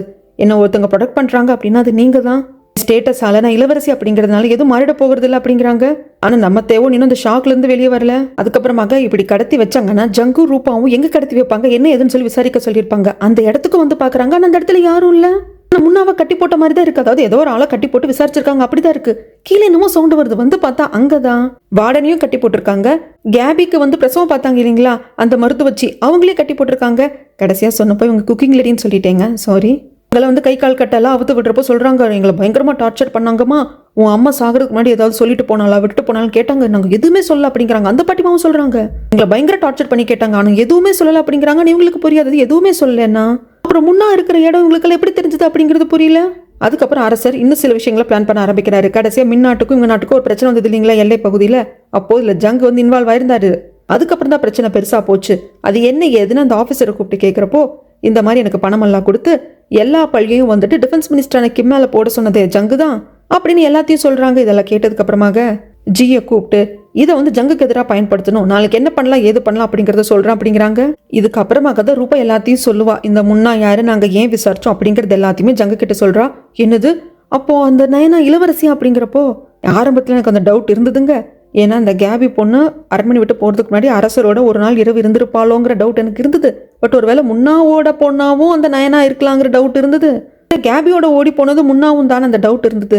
ஆனா முன்னாவை பிடிச்சி விசாரிக்கிறப்போ ரொம்ப அழுத்தமா இருக்காங்க, வாயவே திறக்க மாட்டேங்கிறாங்க. அப்படிங்கிறப்போ சத்தியமா நான் இப்ப கன்ஃபார்ம் பண்றேன், அந்த நயனா வந்து இளவரசி தான். ஏன்னா ராஜரத்தம் அப்படிங்கிறதுனாலதான் இந்த முன்னா காப்பாத்தணும்னு துடிக்கிறாரு. இது சொல்ல மாட்டேங்கிறாரு. உண்மையிலே நயனா இவரு பொண்ணா இருந்தா என் பொண்ணு தான் விட்டுருங்க அப்படின்னு பல கெஞ்சிருப்பாரு இல்லையா. அப்படிங்கிறப்போ ஆமா நீ கரெக்டா சொன்ன, நம்மளுக்கு ஆரம்பத்துல இருந்து எதிரியா இருந்தவ இப்படி அரச வாரிசா இருப்பா அப்படிங்கிறது எனக்கு தெரியாம போச்சு, நம்ம ஏதாவது பண்ணணும் அப்படின்னு பிளான் பண்றாங்க. அதுக்கப்புறமாக இந்த மதம் வந்துருச்சு, நம்ம கொண்டு வந்திருக்கேன், சீக்கிரம் குழந்தை பிறக்கணும் அப்படிங்கிறதுக்காக அதை வந்து ஜங்கோட ரூம்ல ஒன்று வைக்கணும், இவங்க ரூம்ல வச்சுக்கணும். அதெல்லாம் வைக்கிறப்போ பின்னாடி இந்த மெய்டும் ஃபாலோ பண்ணிட்டு வருவாங்க. ஏய் நீ பிரெக்னெண்டா இல்ல, பிரெக்னென்ட் ஆகுறதுக்கு தானே ஷாமன் எல்லாம் போய் பாக்குற, ரூபா மேடம் கிட்ட வா அப்படிங்கிறப்போ ஜங்கு வந்து என்ன நடக்குதுன்னு கேட்கறாங்க. பாருங்க இவ எப்ப பார்த்தாலும் என்ன ரொம்ப தரைக்குறைவா நடத்துறா அப்படிங்கிறப்போ பலார்னு ஒரு அடி கொடுத்து அந்த மேடை அங்கிருந்து துரத்தி விட்டுருவாரு. நீ ஓகே தானே, அவன் கையெல்லாம் பிடிச்சி இழுத்தா வயிற்றுல இருக்கிற குழந்தைக்கு எந்த பிரச்சனையும் இல்லையா அப்படிங்கிறப்போ அதெல்லாம் ஒன்றும் இல்லை, இப்பெல்லாம் நீங்கள் என்ன கண்டுக்கவே மாட்டேங்கிறீங்க அப்படின்ட்டு இவன் ஜங்க கட்டி பிடிச்சிக்கிறான். அதுக்கப்புறம் இங்கே அந்த ஜிங்ஷி பிரச்சனை பெரும் பிரச்சனையாக போயிட்டு இருக்கு. அவங்க வேலை கம்மி பண்ணி கேட்குறாங்க, இந்த மாதிரி 15 ரூபாய்க்கு கேட்குறாங்க, அப்படி இப்படி நல்லா பிரச்சனை போயிட்டு இருக்கு. கடைசியில் இந்த அன்னிக்காரி என்னங்க இன்னும் அவங்கள டார்ச்சர் பண்ணுவோம் அப்படின்னு சொல்லிட்டு எகெயின் டீலிங் பேசலாம் அப்படின்னு கூப்பிட்டு விடுறா. இந்த வாட்டியும் ஜியோட ஃப்ரெண்டு வராம அந்த 2 ஆட்களையும் அனுப்பிச்சு வைக்கிறாங்க. என்ன இன்னும் உங்க முதலாளி வரலையா அப்படிங்கிறப்போ, இன்னும் மிங் நாட்டுல இருந்து வரலன்னு இவங்களும் போய் சொல்றாங்க. சரி இப்போ என்னதான் டீலிங் அப்படிங்கிறப்போ, அன்னிக்காரி சொல்றதுக்கு முன்னாடி இவங்களே சொல்றாங்க, நாங்க ஒரு ஃபைனல் பிரைஸ் வச்சிருக்கோம், நீங்க ரொம்ப தரமட்டத்துக்கு கேட்குறீங்க, 600 கிராம் வந்து 30 ரூபாய்க்கு கொடுங்க, வாங்கிக்கோங்க அப்படிங்கிறாங்க. இல்ல 600 கிராம் 20 ரூபாய்க்கு தான் நான் வாங்கிப்பேன் அப்படிங்கிறாங்க. சரி எப்படியோ ஒன்று, உங்களுக்கு எவ்வளோ குவான்டிட்டி வேணும் அப்படிங்கிறப்போ 1800 கிலோ அப்படிங்கிறாங்க. அன்னிக்காரி சொன்னதை கேட்டு ஷாக் ஆயிட்டு 1800 கிலோவா அப்படின்னு சொல்லி யோசிக்கிறாங்க. ஏன்னா வேணுக்கும்னே நயனாவுக்கு வந்து லாஸ் ஏற்படுத்தணும் அப்படிங்கிறதுக்காகவே தனி அன்னிக்காரி பண்றா. அடியால தன் கூடவே இருக்கிற ஆளை வந்து சாயால பார்க்க முடியல அப்படிங்கிறத ஜியோட ஃப்ரெண்டு கிட்ட வந்து சொல்றாங்க. எனக்கு என்னமோ ஃபிஷியா இருக்கு, அவங்கள என்னால எங்கேயுமே பார்க்க முடியல அப்படிங்கிறப்ப அவங்க பிடிபட்டிருப்பாங்களோன்னு தோணுதுன்னு ஒரு டவுட்டை கிளப்புறாங்க. அடுத்த நாள் அரசவை கூடுது. இதுக்கு காரணமே ஜங்கு தான். என்ன ஜங்கு ஒரு குற்றத்தை வைக்கிறான். ஆக்சுவலா 20 வருடங்களுக்கு முன்னாடி இங்க இருந்து ஒரு பேலஸ் கார்டு வந்து முன்னாங்கிற பேர்ல ஓடி போயிட்டாங்க. அது ஒரு மெய்டோட அவர் மிகப்பெரிய தவறு எல்லாத்தையும் இந்த பேலஸ்குள்ள பண்ணிட்டு தான் ஓடி போயிருக்காரு. அவங்க கூட இவங்க எல்லாம் கான்டாக்ட் வச்சிருக்காங்க. அதாவது டிஃபென்ஸ் மினிஸ்டரான கிம், ஜி, கமிஷனர் இவங்க எல்லாம் கான்டாக்ட் வச்சிருக்காங்க. கிரிமினல் கூட கான்டாக்ட் வச்சுக்கிறது தப்பு, நீங்க அது என்ன ஏதுன்னு விசாரிங்க அப்படிங்கிறாங்க. ஜிக்கு வந்த கோபத்துல, அரசரே அந்த முன்னாவை நீங்களே டைரக்டா விசாரிங்க அப்படிங்கிறாங்க. விசாரிச்சா மாட்டிக்குவாங்களே அப்படின்ட்டு, அரசர் முன்னுக்கு அப்படிலாம் பேசக்கூடாது, உன் இடம் அறிஞ்சிரு அப்படிங்கிறப்ப அரசர் இருந்துட்டு, இதை பாருங்க விசாரிக்கல எந்த ஒரு தப்பும் கிடையாது, அது உண்மையா என்னங்கிறது விசாரிச்சு பாத்திரலாம் அப்படிங்கிறாங்க. ஜங்குக்கு என்ன தைரியம்னா, கண்டிப்பா கேபியோட குழந்தை வரைக்கும் பிரச்சனை போகாது. ஆனா இந்த முன்னாக்கு ஆதரவு கொடுத்தது இவங்க தானே, இப்ப கமிஷனர் இவங்க தானே பார்த்துட்டு வந்துட்டு இருக்காங்க, அது நிரூபணமாச்சுன்னா அதை வச்சு இவங்களை ஒழிச்சு கட்டிடலாம் அப்படிங்கிற முடிவுக்கு வராங்க. ஒரு பேலஸ் கார்டு பேலஸை விட்டு சொல்லாம கொல்லாம ஓடி போறதுங்கிறது தப்பு. அவர் ரிசைன் பண்ணிட்டு தான் போனாரு. பட் ரிசைன் பண்ணிட்டு போனதுக்கு அப்புறமாக அவர் எங்க இருந்தார் ஏது இருந்தாருன்னு தெரியல. அவர் மேல ஏதாவது ஒரு பழி போடுறதுக்கு ஜங்குக்கு என்ன முடியாதா என்ன? சோ அந்த முன்னாவை வச்சு இந்த டிஃபென்ஸ் மினிஸ்டர் கிம்ல இருந்து இவங்க எல்லாருக்கும் தண்ணி காட்டலாம் அப்படிங்கிறது தான் ஜங்கோட பிளான். இது எல்லாத்தையும் ஜி வந்துட்டு நம்ம நயனா கிட்டே கமிஷனர் கிட்டே சொல்றாங்க. அந்த முன்னா அப்படிங்கிற அந்த பேலஸ்கார்டு நிறைய தவறு பண்ணிருக்காங்களாம், ஒரு மெய்டோட ஓடி போயிட்டாங்களாமா, இப்ப கண்டுபிடிச்சிருக்காங்க, விசாரிக்கணும்லாம் சொல்றாங்க அப்படிங்கிறப்போ, ஐயோ கூட ஓடி போன மெய்டுங்கிறது என் அம்மா அப்படிங்கிறாங்க. என்ன சொல்றீங்க இளவரசி, அப்போ உங்க அம்மாவை தான் அவர் கூப்பிட்டு போயிருக்காரு அப்படின்னா இது அவங்க வேற மாதிரி திருப்பி விடுவாங்க. கேபி வந்து அரசரோட ஒரு நாள் இரவு கழிச்சிருக்காங்க அப்படிங்கிறதுல தெரிய வர்றப்போ, அரசர் கூட ஒன்னா இருந்த மெய்டியும் கூப்பிட்டு ஓடி போயிருக்கான் அப்படின்ட்டு டைரக்டா மரண தண்டனை கொடுக்குற அளவுக்கு கொண்டு போய் விட்டுருவாங்க. ஆனா அதுக்கடையில உண்மையெல்லாம் தெரிய வந்தது அப்படின்னா, நீங்க தான் இளவரசி அப்படின்னு தெரிய வந்ததுன்னா இந்த ஜங்கு சும்மா இருப்பானா அப்படின்னு சொல்லிட்டு எல்லாருக்கும் இப்ப என்ன தெரிஞ்சிருக்கு, யாருக்கு என்ன தெரியல அப்படிங்கறதே இவங்களுக்கு புரியல. அதுக்கப்புறம் கமிஷனர் தான் முன்னாவை போய் அடிக்கடி பார்த்ததுன்னு சொல்லிட்டு கமிஷனர் அரெஸ்ட் பண்ண சொல்லியிருப்பாங்க. ஆனா அங்க வந்த காவலாளிகள் எல்லாரையும் கமிஷனர் அடிச்சு வரட்டிட்டு அங்க நம்மளோட நயனாவும் வந்துடுறாங்க. கமிஷனை பாதுகாப்பான இடத்துக்கு கூப்பிட்டு போனுங்கிற முடிவுக்கு வராங்க. இங்க சாய்க்கு டவுட் வந்துருச்சு இல்லையா, அடியாலையும் என் கூடவே இருந்த பையனையும் என்னால கான்டாக்ட் பண்ண முடியலன்னு சொல்லிட்டு, ஒருவேளை இந்த ரூபாவோட இடத்துல தான் அவங்க இருப்பாங்களோ அப்படின்னு சொல்லி அந்த அடைச்சு வச்சிருக்கிற இடத்துக்கு வந்து செக் பண்ணி பார்த்தா அங்கதான் இருக்காங்க. அங்க இருந்து ரிலீஸ் பண்ணதுக்கு அப்புறம் தான் தெரிய வருது, எங்களை அவங்க பயங்கரமா அடிச்சு டார்ச்சர் பண்ணதுல எல்லா உண்மையும் சொல்லிட்டோம் அப்படிங்கிறாங்க. அப்ப எல்லா உண்மையும் தெரிஞ்சு நம்ம கிட்ட இன்னும் டீலிங் போடுறாங்க, அதனால தான் விலையெல்லாம் குறைச்சு கேட்டிருக்காங்க அப்படிங்கிறது புரியுது. எப்படி சமாளிக்கிறது அப்படின்னு யோசிக்க, இங்க அந்த 2 பிசினஸ் மேன் இருப்பாங்க இல்லைங்களா, குட்டி குட்டி பிசினஸ் பண்றவங்களா, அவங்களை கூப்பிட்டு இதை பாருங்க, நீங்க நயனா கூட கூட்டுங்கிறது எனக்கு தெரியும், எனக்கு அதெல்லாம் தெரியாது. இப்போ நான் வந்து ஜிங்ஷி பை பண்ண போறேன், உங்க கிட்ட பணம் இருக்கோ இல்லையோ அது உங்க பிரச்சனை. ஆளாளுக்கு 600 கேஜி பை பண்றீங்கன்னு அன்னிக்காரி சொல்லிடுவா. இங்க நயனா வந்து தேவனை தான் பார்க்க வந்திருப்பாங்க. நயனா இளவரசின்னு தெரிஞ்சதுக்கு அப்புறமாக்கு தேவன் ரொம்ப டிஸ்டன்ஸ் கீப் பண்ண ஆரம்பிச்சிட்டாரா, அது நயனாக்கு ஒரு மாதிரி இருக்கு. ஈவன் நயனான்னு பேர் சொல்லி கூட கூப்பிடாம இளவரசின்னு தான் கூப்பிடுவாங்க. ப்ளீஸ் தேவோன்னு அப்படி கூப்பிடாதீங்க, இவ்வளோ வருடங்களா என்னை எப்படி கூப்பிட்டீங்களோ, என்னை எப்படி நடத்துனீங்களோ அப்படியே இருங்க அப்படிங்கிறாங்க. சரி அதுதான் உங்க விருப்பம்னா நான் அப்படியே கூப்பிடுறேன் அப்படிங்கிற சமயத்துல தேவோனுக்கு இருக்கிற டவுட், அரசருக்கே இன்னும் சொல்லாம வச்சிருக்கீங்க அப்படிங்கிறது, அதுக்கான டைம் இல்ல, டைம் வந்து நானே அரசர்கிட்ட சொல்லிடுவேன் அப்படிங்கிறப்போ சாய் ஓடி வந்து இந்த மாதிரி இந்த ஜிங்ஷியை விற்கிறதுக்காக நாம போட்ட எல்லா பிளானும் ஃபேப்ரிகேட் பண்ணதெல்லாம் வந்து அந்த அன்னிக்காரிக்கு தெரிஞ்சு போச்சுங்கிறாங்க. அப்போ நம்ம தேவன் சிரிச்சுட்டே சொல்லுவாங்க, பயப்படாதீங்க, நீங்க அந்த ரூபாவையும் அன்னிக்காரியும் லாஸ் ஏற்படுத்திட்டு மாட்டி விடணும்னு பார்த்தீங்க, அது அவங்களுக்கு தெரிஞ்சிருச்சுன்னா எதுக்கு வருத்தப்படுறீங்க? உண்மையிலேயே நீங்க வாங்கி ஸ்டாக் பண்ணி வச்சிருக்க ஜிங்ஷியை வாங்குறதுக்கு சில ஆட்கள் இருக்காங்க, நிஜமாலுமே சில பேர் பை பண்றதுக்காக கேட்டுட்டு தான் இருக்காங்க, அவங்க கிட்ட வித்துக்கலாம் அப்படிங்கிறாங்க. அதுக்கப்புறம் நம்ம அரசர் வந்து பாடி கார்டு கூப்பிட்டு கேட்பாங்க, முன்னா இப்போ எங்க இருக்காங்க அப்படின்னு சொல்லிட்டு, டிபார்ட்மெண்ட் ஆஃப் ஜஸ்டிஸ்ல இருக்கிற சிறையில வந்து தனியாக அவரை வச்சிருக்கோம் அப்படிங்கிறப்போ, அங்க வைக்காதீங்க, இந்த ஜங்கை நம்ப முடியாது. ஜங் இப்போ பேலஸ் கார்டு முன்னா 20 வருஷத்துக்கு முன்னாடி நடந்த கதையெல்லாம் கிளறாரு அப்படின்னா இதுல என்னமோ இருக்கு, அதனால நயனா வார்டனா ஒர்க் பண்ற அந்த ஜெயிலுக்கே அனுப்பிச்சிருங்க முன்னாவா அப்படிங்கிறாங்க. அதன்படி அந்த ஜெயிலுக்கே வந்து முன்னாவா அடைக்கிறாங்க. அதுக்கப்புறமாக அன்னிக்காரி வந்து சொல்றாங்க, இந்த மாதிரி நம்ம கிட்டயும் ஜிங்ஷி இருந்தது, அதை நான் வந்து ரொம்ப கம்மியான விலைக்கு தான் கொடுத்தேன், நம்மளுக்கு லாஸ் தான், பட் இருந்தாலும் பரவாயில்ல, நயனாவோட ட்ராப்ல இருந்து நம்ம தப்பிச்சிட்டோம் அப்படிங்கிறாங்க. ரூபாக்கு பரவாயில்ல, நம்மளுக்கு லாஸ் ஏற்பட்டாலும் நம்ம தாங்கிப்போம், நம்மளுக்கு அது பிரச்சனை கிடையாது. ஆனா இவ வாங்கி வச்சிருக்க ஜிங்ஷி யாரும் வாங்க மாட்டாங்க, அதனால இந்த நயனாக்கு நிறைய லாஸ் ஏற்படும், அவ பிசினஸே நடத்த முடியாது அப்படிங்கிறப்ப அண்ணங்கார வந்து, தங்கச்சிமா பொண்டாட்டிமா நம்ம மோசம் போயிட்டோம் அப்படிங்கிறாங்க. என்ன ஏதுன்னு கேட்கறதுக்கு, நயனா அவ வச்சிருக்க ஜிங்ஷி எல்லாத்தையும் 50 ரூபாய் அப்படிங்கிற விலைக்கு வச்சு நல்லா வித்திருக்கா அப்படிங்கிறாங்க. இது எப்படி பாசிபிள் அப்படிங்கிறப்போ, இதை பாருங்க, நம்ம கிட்ட ஏதோ நாடகமாட பார்த்தா, ஆனா உண்மையிலேயே மிங்நாட்டை சேர்ந்த ஒரு வியாபாரி ரொம்ப வருஷமா நம்ம நாட்டில் தங்கிட்டு இருந்திருக்காரு, அவருக்கு ஜிங்ஷி தேவைப்பட்டிருக்கு ஏதோ மருந்து தயாரிக்கிறதுக்காக, அதை வந்து இவள் தெரிஞ்சுக்கிட்டு வித்துட்டா அப்படிங்கிறாங்க. அவளுக்கு எப்படி இவ்வளோ டீட்டெயில்ஸ் தெரிஞ்சதுன்னு அன்னிக்காரி கேட்குறப்போ ரூபாக்கும் அதே டவுட்டு தான். அப்போ தான் அண்ணா சொல்கிறாங்க, எனக்கு தெரிஞ்சு இந்த மாதிரி விஷயமெல்லாம் வந்து தேவோன் தான் அரேஞ்ச் பண்ணியிருப்பான்.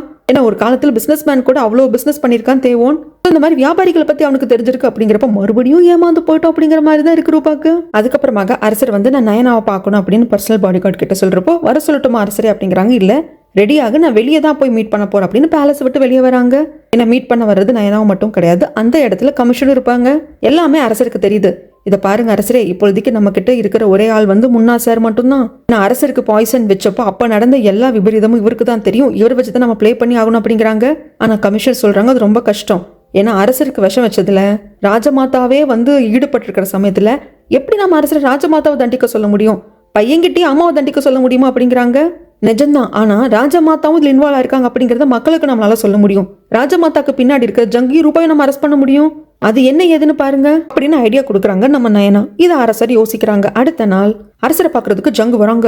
இந்த மாதிரி இந்த கமிஷனரை தேடணும், எங்க ஏதுன்னு தெரியல, அந்த ஆளை கண்டுபிடிக்கணும் அப்படிங்கிறப்போ ஜங் எனக்கு இதுல வேற ஒரு பாயிண்ட் ஆஃப் வியூ தெரியுது. ஏன்னா 20 வருடங்களுக்கு முன்னாடி என்னோட அண்ணன் அரசனா இருந்தப்போ அவனுக்கு பாய்சன் வச்சது யார் அப்படிங்கிறது முன்னாக்கு தெரியுமோன்னு எனக்கு தோணுது. அந்த வகையில முன்னாவை விசாரிக்கணும் அப்படிங்கிறப்போ அரசரே அதெல்லாம் வந்து போய் நீங்க அதெல்லாம் நம்பாதீங்க. என்ன போய் என்ன நம்பாதீங்க, விசாரிச்சா தெரிஞ்சிட போது. விசாரிச்சதுக்கு அப்புறமாக கமிஷனர் வந்து முன்னாக்கு ஆதரவு கொடுத்தாரா, அடைக்கலம் கொடுத்தாரா, அரெஸ்ட் பண்ணலாமாங்கிறத பாத்துக்கலாம், நீங்க இப்ப போலாம் அப்படின்ட்டுருவாங்க. அவ்வளவுதான். ஜங்குன்னு கோவமா வந்து ரூபா கிட்ட எல்லாம் சொல்றாங்க. எல்லாம் கையை மீறி போயிடுச்சு. அந்த முன்னாவை வச்சு வேற மாதிரி கை நகர்த்தி மற்றவங்களுக்கெல்லாம் குழி பறிக்கலான்னு பார்த்தா அந்த குழியில நானே விழுந்துருவேன் போல இருக்கு.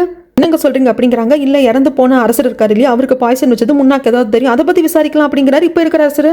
சரி என்னதாங்க பண்றது அப்படிங்கிறப்ப வேற வழி இல்ல, முன்னா நயனா இவங்க 2 பேரும் போட்டு தள்ளணும், இவங்க 2 பேர் இல்லைன்னா தான் நம்மளால நிம்மதியா இருக்க முடியும் அப்படிங்கிறாங்க. என்ன பண்ண போறீங்க எது பண்ண போறீங்கன்னு ரூபா கேட்கறதுக்கு நான் பாத்துக்கிறேன் அப்படின்னு சொல்லிட்டு அசிஸ்டன்ஸ் பையன் வர சொல்றாங்க. இந்த மாதிரி முன்னாவை பத்தி அரசர்கிட்ட சொன்னது தப்பா போச்சு, இந்த மாதிரி இறந்து போன அரசருக்கு விஷம் வச்சதை பத்தி முன்னாக்கிட்டே எல்லாம் விசாரிக்கலான்னு இப்ப இருக்கிற அரசர் சொல்றாரு. அதனால வேற வழி இல்ல, முன்னாவையும் கொல்லணும் நயனாவையும் கொல்லணும், அதுதான் நல்லது. நீ என்ன பண்ணு, நயனாவை போட்டு தள்ளுறதுக்கான வேலையை பாரு. முன்னா வந்து ஜெயில இருக்கான், அவன் ஜெயில இருக்கிறப்ப அவனுக்கு விஷம் வச்சு கொள்றதுக்கான ஏற்பாடுகளையும் பண்ணு அப்படின்னு சொல்லிடுவாங்க. இந்த அசிஸ்டன்ஸ் பையும் ஓகேன்னு சொல்லிடுவாங்க. அதுக்கப்புறமாங்க ஜெயில இருக்கிற முன்னாக்கு வந்து குக்கிங் லேடி தனியா சாப்பாடு சமைச்சு கொண்டு போய் கொடுப்பாங்க. அப்ப ஒரு காவலாளி வந்து இது முன்னாக்கு தானே கொண்டு போய் கொடுக்குறீங்க, நான் கொண்டு போய் கொடுக்குறேன்னு வாங்கிட்டு அதுல விஷம் கலந்து கொண்டு போய் வச்சிருவாங்க. இங்க இந்த அசிஸ்டன்ட் ஸ்பை லேடிஸ் பையை கூப்பிட்டு நயனாவை கொல்ற டைம் வந்துருச்சு அப்படிங்கிறாங்க. அப்படியா சார், நானே கொல்லணுமா அப்படிங்கிறப்போ இல்ல இந்த மேப்ல மார்க் பண்ணிருக்கிற இடத்துக்கு நயனாவை கூப்பிட்டு வா அப்படிங்கிறாங்க. அதே மாதிரி கூப்பிட்டு வந்துடுறாங்க. அந்த இடத்துக்கு வந்ததும் இந்த அசிஸ்டன்ட் ஸ்பை அதுக்கப்புறமா ஆட்கள் எடுத்து கூப்பிட்டு வந்துடுவாங்க. தொக்க மாட்டிக்கிட்ட லேடிஸ் பை நல்ல வேலை செஞ்சமா அப்படிங்கிறப்போ மன்னிச்சிருங்க சார், என்னோட முடிவு அவ்வளோ சீக்கிரம் நெருங்கிடல, அது உங்க கையில இல்லை அப்படின்னு இவங்க சிக்னல் கொடுக்குறப்போ கமிஷனர் இன்னும் சில ஆட்கள்லாம் வராங்க. பர்சனல் ஆர்மி மாதிரி ஒரு ட்ரைனிங் எல்லாம் கொடுத்து வச்சிருந்தாங்க இல்லைங்களா, அவங்க எல்லாரும் வராங்க. நம்ம நயனா சிக்னல் கொடுத்ததும் கமிஷனர் ஆட்கள் எல்லாரும் வந்துட்டாங்க இல்லையா, அப்போ இந்த அசிஸ்டன்ட் ஸ்பைக்கு புரிஞ்சு போச்சு, கோவம் எல்லாம் லேடி ஸ்பை மேல வருது, என்னையே ஏமாத்திட்டல்ல, இதுக்கப்புறம் நீ உயிரோட இருக்க மாட்டா அப்படிங்கிறப்போ கமிஷனர் இருந்துட்டு முதல்ல நீ உயிரோட இருக்கியான்னு பாருடா அப்படின்னு 2 பேர் சண்டை போட்டுக்க ஆரம்பிக்கிறாங்க. இவங்க பக்காவா சண்டை போடுறாங்க. ஆட்களும் அதிகமாக இருக்காங்க. அசிஸ்டன்ஸ் பையும் அவங்க கூட வந்து ஆட்களால் தாக்கு பிடிக்க முடியறது இல்ல. ஒரு சில பேர் இறந்து போயிடுறாங்க. அசிஸ்டன்ஸ் பையும் சில ஆட்களும் அங்கிருந்து ஓடி போக பார்க்க இவங்க துரத்திட்டு போய் சண்டை போடலான்னு தான் போறாங்க. நயனா இருந்துட்டு இல்ல வேண்டாம் போதும் விட்டுருங்க அப்படிங்கிறாங்க. இங்க விஷம் கலந்த சாப்பாடை வந்துட்டு முன்னாவோட அந்த செல்லுக்குள்ள வச்சுட்டு போயிருப்பாங்க இல்லையா, அப்ப 2 காவலாளிகள் வருவாங்க. வந்தவங்க என்ன இந்த ஆள் சாப்பிடாம தூங்கிட்டான் போல இருக்கு, ஆமா ஏற்கனவே இந்த ஆளுக்கு உடம்பு சரியில்லையா, அப்படியா சரி இதுக்கு சாப்பிடாம வேற வச்சிருக்காங்க, சாப்பாடு எதுக்கு வேஸ்ட் பண்ணோம் அப்படின்னு சொல்லிட்டு இந்த 2 போலீஸ்ல ஒருத்தர் எடுத்து சாப்பிட்டுருவாங்க. உடனே வாயில நுரத்தப்ப ஆரம்பிக்கும், ரத்தம் வர ஆரம்பிக்கும். வார்டன்லாம் வந்து பார்ப்பாங்க, என்னடா சத்தம் அப்படின்னு சொல்லிட்டு அப்போதான் இவர் திரும்பி பார்ப்பாரு. யாரு முன்னா, இவர் செல்லுக்கு முன்னாடி ஒரு டேபிள் சேர் எல்லாம் போட்டிருப்பாங்க அதிகாரிகள் உட்கார்றதுக்கு. சத்தம் கேட்டுதான் முன்னா திரும்பி என்ன ஏதுன்னு பாக்குறாங்க. வார்டன் கத்துறாங்க, போங்க டாக்டர் கூப்பிடுங்க அப்படிலாம் கத்துறாங்க. ஆனா எந்த ஒரு பிரயோஜனமும் இல்ல. டாக்டர் கூப்பிடுறதுக்கு போகிறதுக்குள்ளேயே அவர் இறந்து போயிட்டாரு. இந்த பக்கமாக அசிஸ்டன்ட் ஸ்பை வந்து ஓடி வருவாங்க ஜங்க கிட்ட. இந்த மாதிரி நாங்க அந்த பொண்ணுக்கு ட்ராப் செட் பண்ணோம், நயனாவுக்கு மர்டர் பண்ணலான்ட்டு முடியல, கடைசியில் நாங்க தான் பயந்து திரும்பி வர மாதிரி ஆயிடுச்சு. ஆனா ஜங் சார் நீங்க கவலைப்படாதீங்க, அவளை கண்டிப்பா நான் கொன்னே தீருவேன், அந்த உறுதிமொழியை நான் உங்களுக்கு கொடுக்குறேன் அப்படிங்கிறாங்க.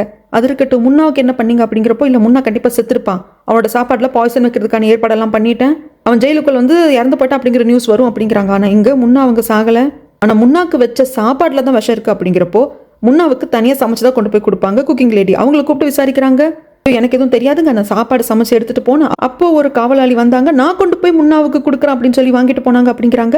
சரி அந்த ஆளை போய் கூப்பிட்டு வா அப்படிங்கிறப்போ ஜெயிலுக்குள்ள மொத்தமும் தேடுறாங்க, அந்த அதிகாரியை காணும், அந்த ஆளை காணும் அப்படிங்கிற சமயத்துல இதை பாரு, ஜெயில இருக்கிற ஒரு கைதிக்கு விஷம் வச்சிருக்காங்க அப்படிங்கிறது ரொம்ப பெரிய வந்து விஷயம். இது வெளியே தெரிய வந்ததுன்னா நம்ம பல பேருக்கு பதில் சொல்ல வேண்டியது இருக்கும். இதுக்கப்புறமாக யாரையும் நம்பாதீங்க.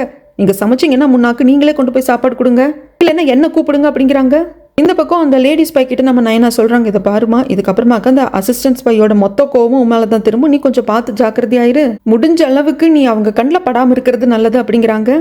அதுதான் கமிஷனரும் சொல்றாரு. அதுக்கப்புறமாக இந்த ஜிங்ஷி வித்தாங்க இல்லையா, அதுக்கு நம்ம தேவன் தானே ஹெல்ப் பண்ணாங்க. அந்த லாபத்துல ஒரு பகுதியை நம்ம நயனா வந்துட்டு தேவன் கிட்ட கொடுக்குறாங்க. எனக்கு எதுக்கு இந்த காசு அப்படிங்கிறதுக்கு இல்லை, இப்போ பிசினஸ் மேனோட பிசினஸ் வந்து சரியா போகிறதுல, ஒரு பிசினஸ்ல கான்சென்ட்ரேட் பண்றதுல, ஏன்னா லீகல் ஆஃபீஸர் ஒர்க்கு, லீகல் ஆஃபீஸரா நிறைய பேருக்கு ட்ரைனிங் கொடுக்குறது அப்படின்னு சொல்லிட்டு இருக்காங்க. அவங்களோட பிசினஸுக்கு நிறைய பேர் வேலை செய்யறாங்க இல்லையா, அவங்க எல்லாருக்கும் பண தேவை இருக்கும் இல்லையா, அதனால இதை கொண்டு போய் நீங்க அவங்க கிட்ட கொடுத்துருங்க அப்படிங்கிறாங்க. இதை பார்த்ததும் பிசினஸ் மேனுக்கெல்லாம் ரொம்ப சந்தோஷம். அதுக்கப்புறம் குட்டி குட்டி பிசினஸ் பண்ற அந்த 2 பிசினஸ் மேனையும் வந்து கூப்பிடுறாங்க. அவங்களுக்கும் நம்ம நயனா வந்து கொஞ்சம் இந்த லாபத்துல பங்கு கொடுக்குறாங்க. நீங்க இவ்வளோ பெரிய அமௌண்ட் கொடுப்பீங்கன்னு எதிர்பார்க்கல அப்படிங்கிறப்போ, இல்லை எங்களுக்காக நீங்க ரொம்ப கஷ்டப்பட்டிருக்கீங்க, அன்னிக்கரையில உங்களை பிடிச்சி பயங்கரமா அடிச்சு டார்ச்சர் பண்ணிருக்காங்க, பரவாயில்ல வச்சுக்கோங்க அப்படிங்கிறாங்க. இப்படி கிடைச்ச லாபத்துல நயனா நிறைய பேருக்கு பங்கு கொடுக்குறாங்க. அவங்களுக்கு போய் சேர வேண்டியதெல்லாம் கொடுத்துடுறாங்க. ஆனா 2 பேர் இருப்பாங்க இல்லைங்களா, அந்த அடியாள் கூட ஃப்ரெண்டா இருந்தாங்க, கடைசியில் நம்ம நயனா கூட வந்து சேர்ந்துக்கிட்டாங்களே, அவங்க வந்துட்டு பென்னு கிட்டையும் பென்னோட ஃப்ரெண்டு கிட்டையும் கேட்பாங்க, சார் எங்களுக்கெல்லாம் எதுவும் இல்லையா, நாங்களும் தானே கஷ்டப்பட்டிருக்கோம் அப்படிங்கிறப்போ, யார் சொன்னா உங்களுக்கு எதுவும் இல்லைன்னு சொல்லிட்டு. இதுக்கப்புறமாக இந்த மார்க்கெட்ல சில்க் ஸ்டோர் அப்படிங்கறத உங்களுக்கு ஒன்று ஓப்பன் பண்ணி கொடுத்துருக்காங்க நயனா. இதுக்கப்புறம் இந்த ஸ்டோரை நீங்க தான் பார்த்துக்க போறீங்க அப்படிங்கிற சமயத்தில் ரொம்ப சந்தோஷம். பணமா கொடுத்துருந்தா கூட உங்களுக்கு இவ்வளோ சந்தோஷம் இருக்காது, பட் பிசினஸா செட் பண்ணி கொடுத்தீங்க பார்த்தீங்களா, ரொம்ப தேங்க்ஸ் அப்படின்னு சொல்லிட்டு சந்தோஷப்படுறாங்க. நயனா இந்த பிசினஸ் விஷயமாக கொஞ்ச நாள் வந்து ஜெயிலுக்கு வந்து அந்த வார்டன் ஒர்க்குக்காக வந்திருக்க மாட்டாங்க. அதுக்கப்புறம் வர்றப்பதான் முன்னா இங்க இருக்காங்க அப்படிங்கிறது, முன்னாக்கு பாய்சன் வைக்க ட்ரை பண்ணிருக்காங்க அப்படிங்கிறதும் தெரிய வரும். அதுக்கப்புறம் முன்னாவை கூப்பிட்டு பேசுறாங்க, நாங்க வந்து உங்களை பாதுகாப்பா பாத்துக்கிறதுக்காக எங்கெங்கயோ தேடணும், ஆனா கடைசியில் நீங்க நான் வேலை செய்யற ஜெயிலே இருப்பீங்கன்னு எனக்கு தெரியல, என்னாச்சு ஏதாச்சும் அப்படிங்கிறப்போ எல்லாத்தையும் சொல்றாங்க. ஜங் ஒரு பிளான் போட்டா அந்த பிளான் அவனுக்கு பேக் ஃபயர் ஆயிடுச்சு அப்படிங்கிற சமயத்துல, ஆமா அதை நான் கேள்விப்பட்டேன் சார், நானும் கமிஷனர் தான் அரசர் கிட்ட அதை வேற மாதிரி திருப்பி விட்டோம், ஏன்னா இறந்து போன அரசருக்கு பாய்சன் வச்சது யாரு என்ன அப்படிங்கிறது உங்களுக்கு தெரியும், ஏன்னா அந்த டைம்ல நீங்க வந்து பேலஸ் கார்டா ஒர்க் பண்ணிருக்கீங்க அப்படிங்கிற மாதிரி எல்லாம் சொல்லி வச்சிருக்கோம், அதனாலதான் உங்க உயிருக்கு வந்து பாதுகாப்பு இருக்கணும் அப்படிங்கிறதுக்காக இந்த சிறைக்கே அரசர் அனுப்பிச்சிருக்காரு அப்படிங்கிறாங்க. ஆக்சுவலா முன்னாக்கு வந்து ரொம்ப உடம்பு சரியில்லைங்க, அவருக்கு வந்து எப்ப வேணும்னாலும் என்ன வேணா நடக்கலாம் அப்படிங்கிற ஸ்டேஜில் தான் இருக்காரு. ஆனா அவருக்கு என்ன பயம் அப்படின்னா, அரசருக்கு எல்லாம் உண்மையை தெரியணும், நீ அரசரோட வந்து தங்க, சாகிறதுக்குள்ள அந்த உண்மையை அரசர்கிட்ட சொல்லணும்னு நினைக்கிறேன் அப்படிங்கிறப்போ, பொறுமையா இருங்க சார், இப்போ அதுக்கான நேரம் இல்லை அப்படிங்கிறாங்க.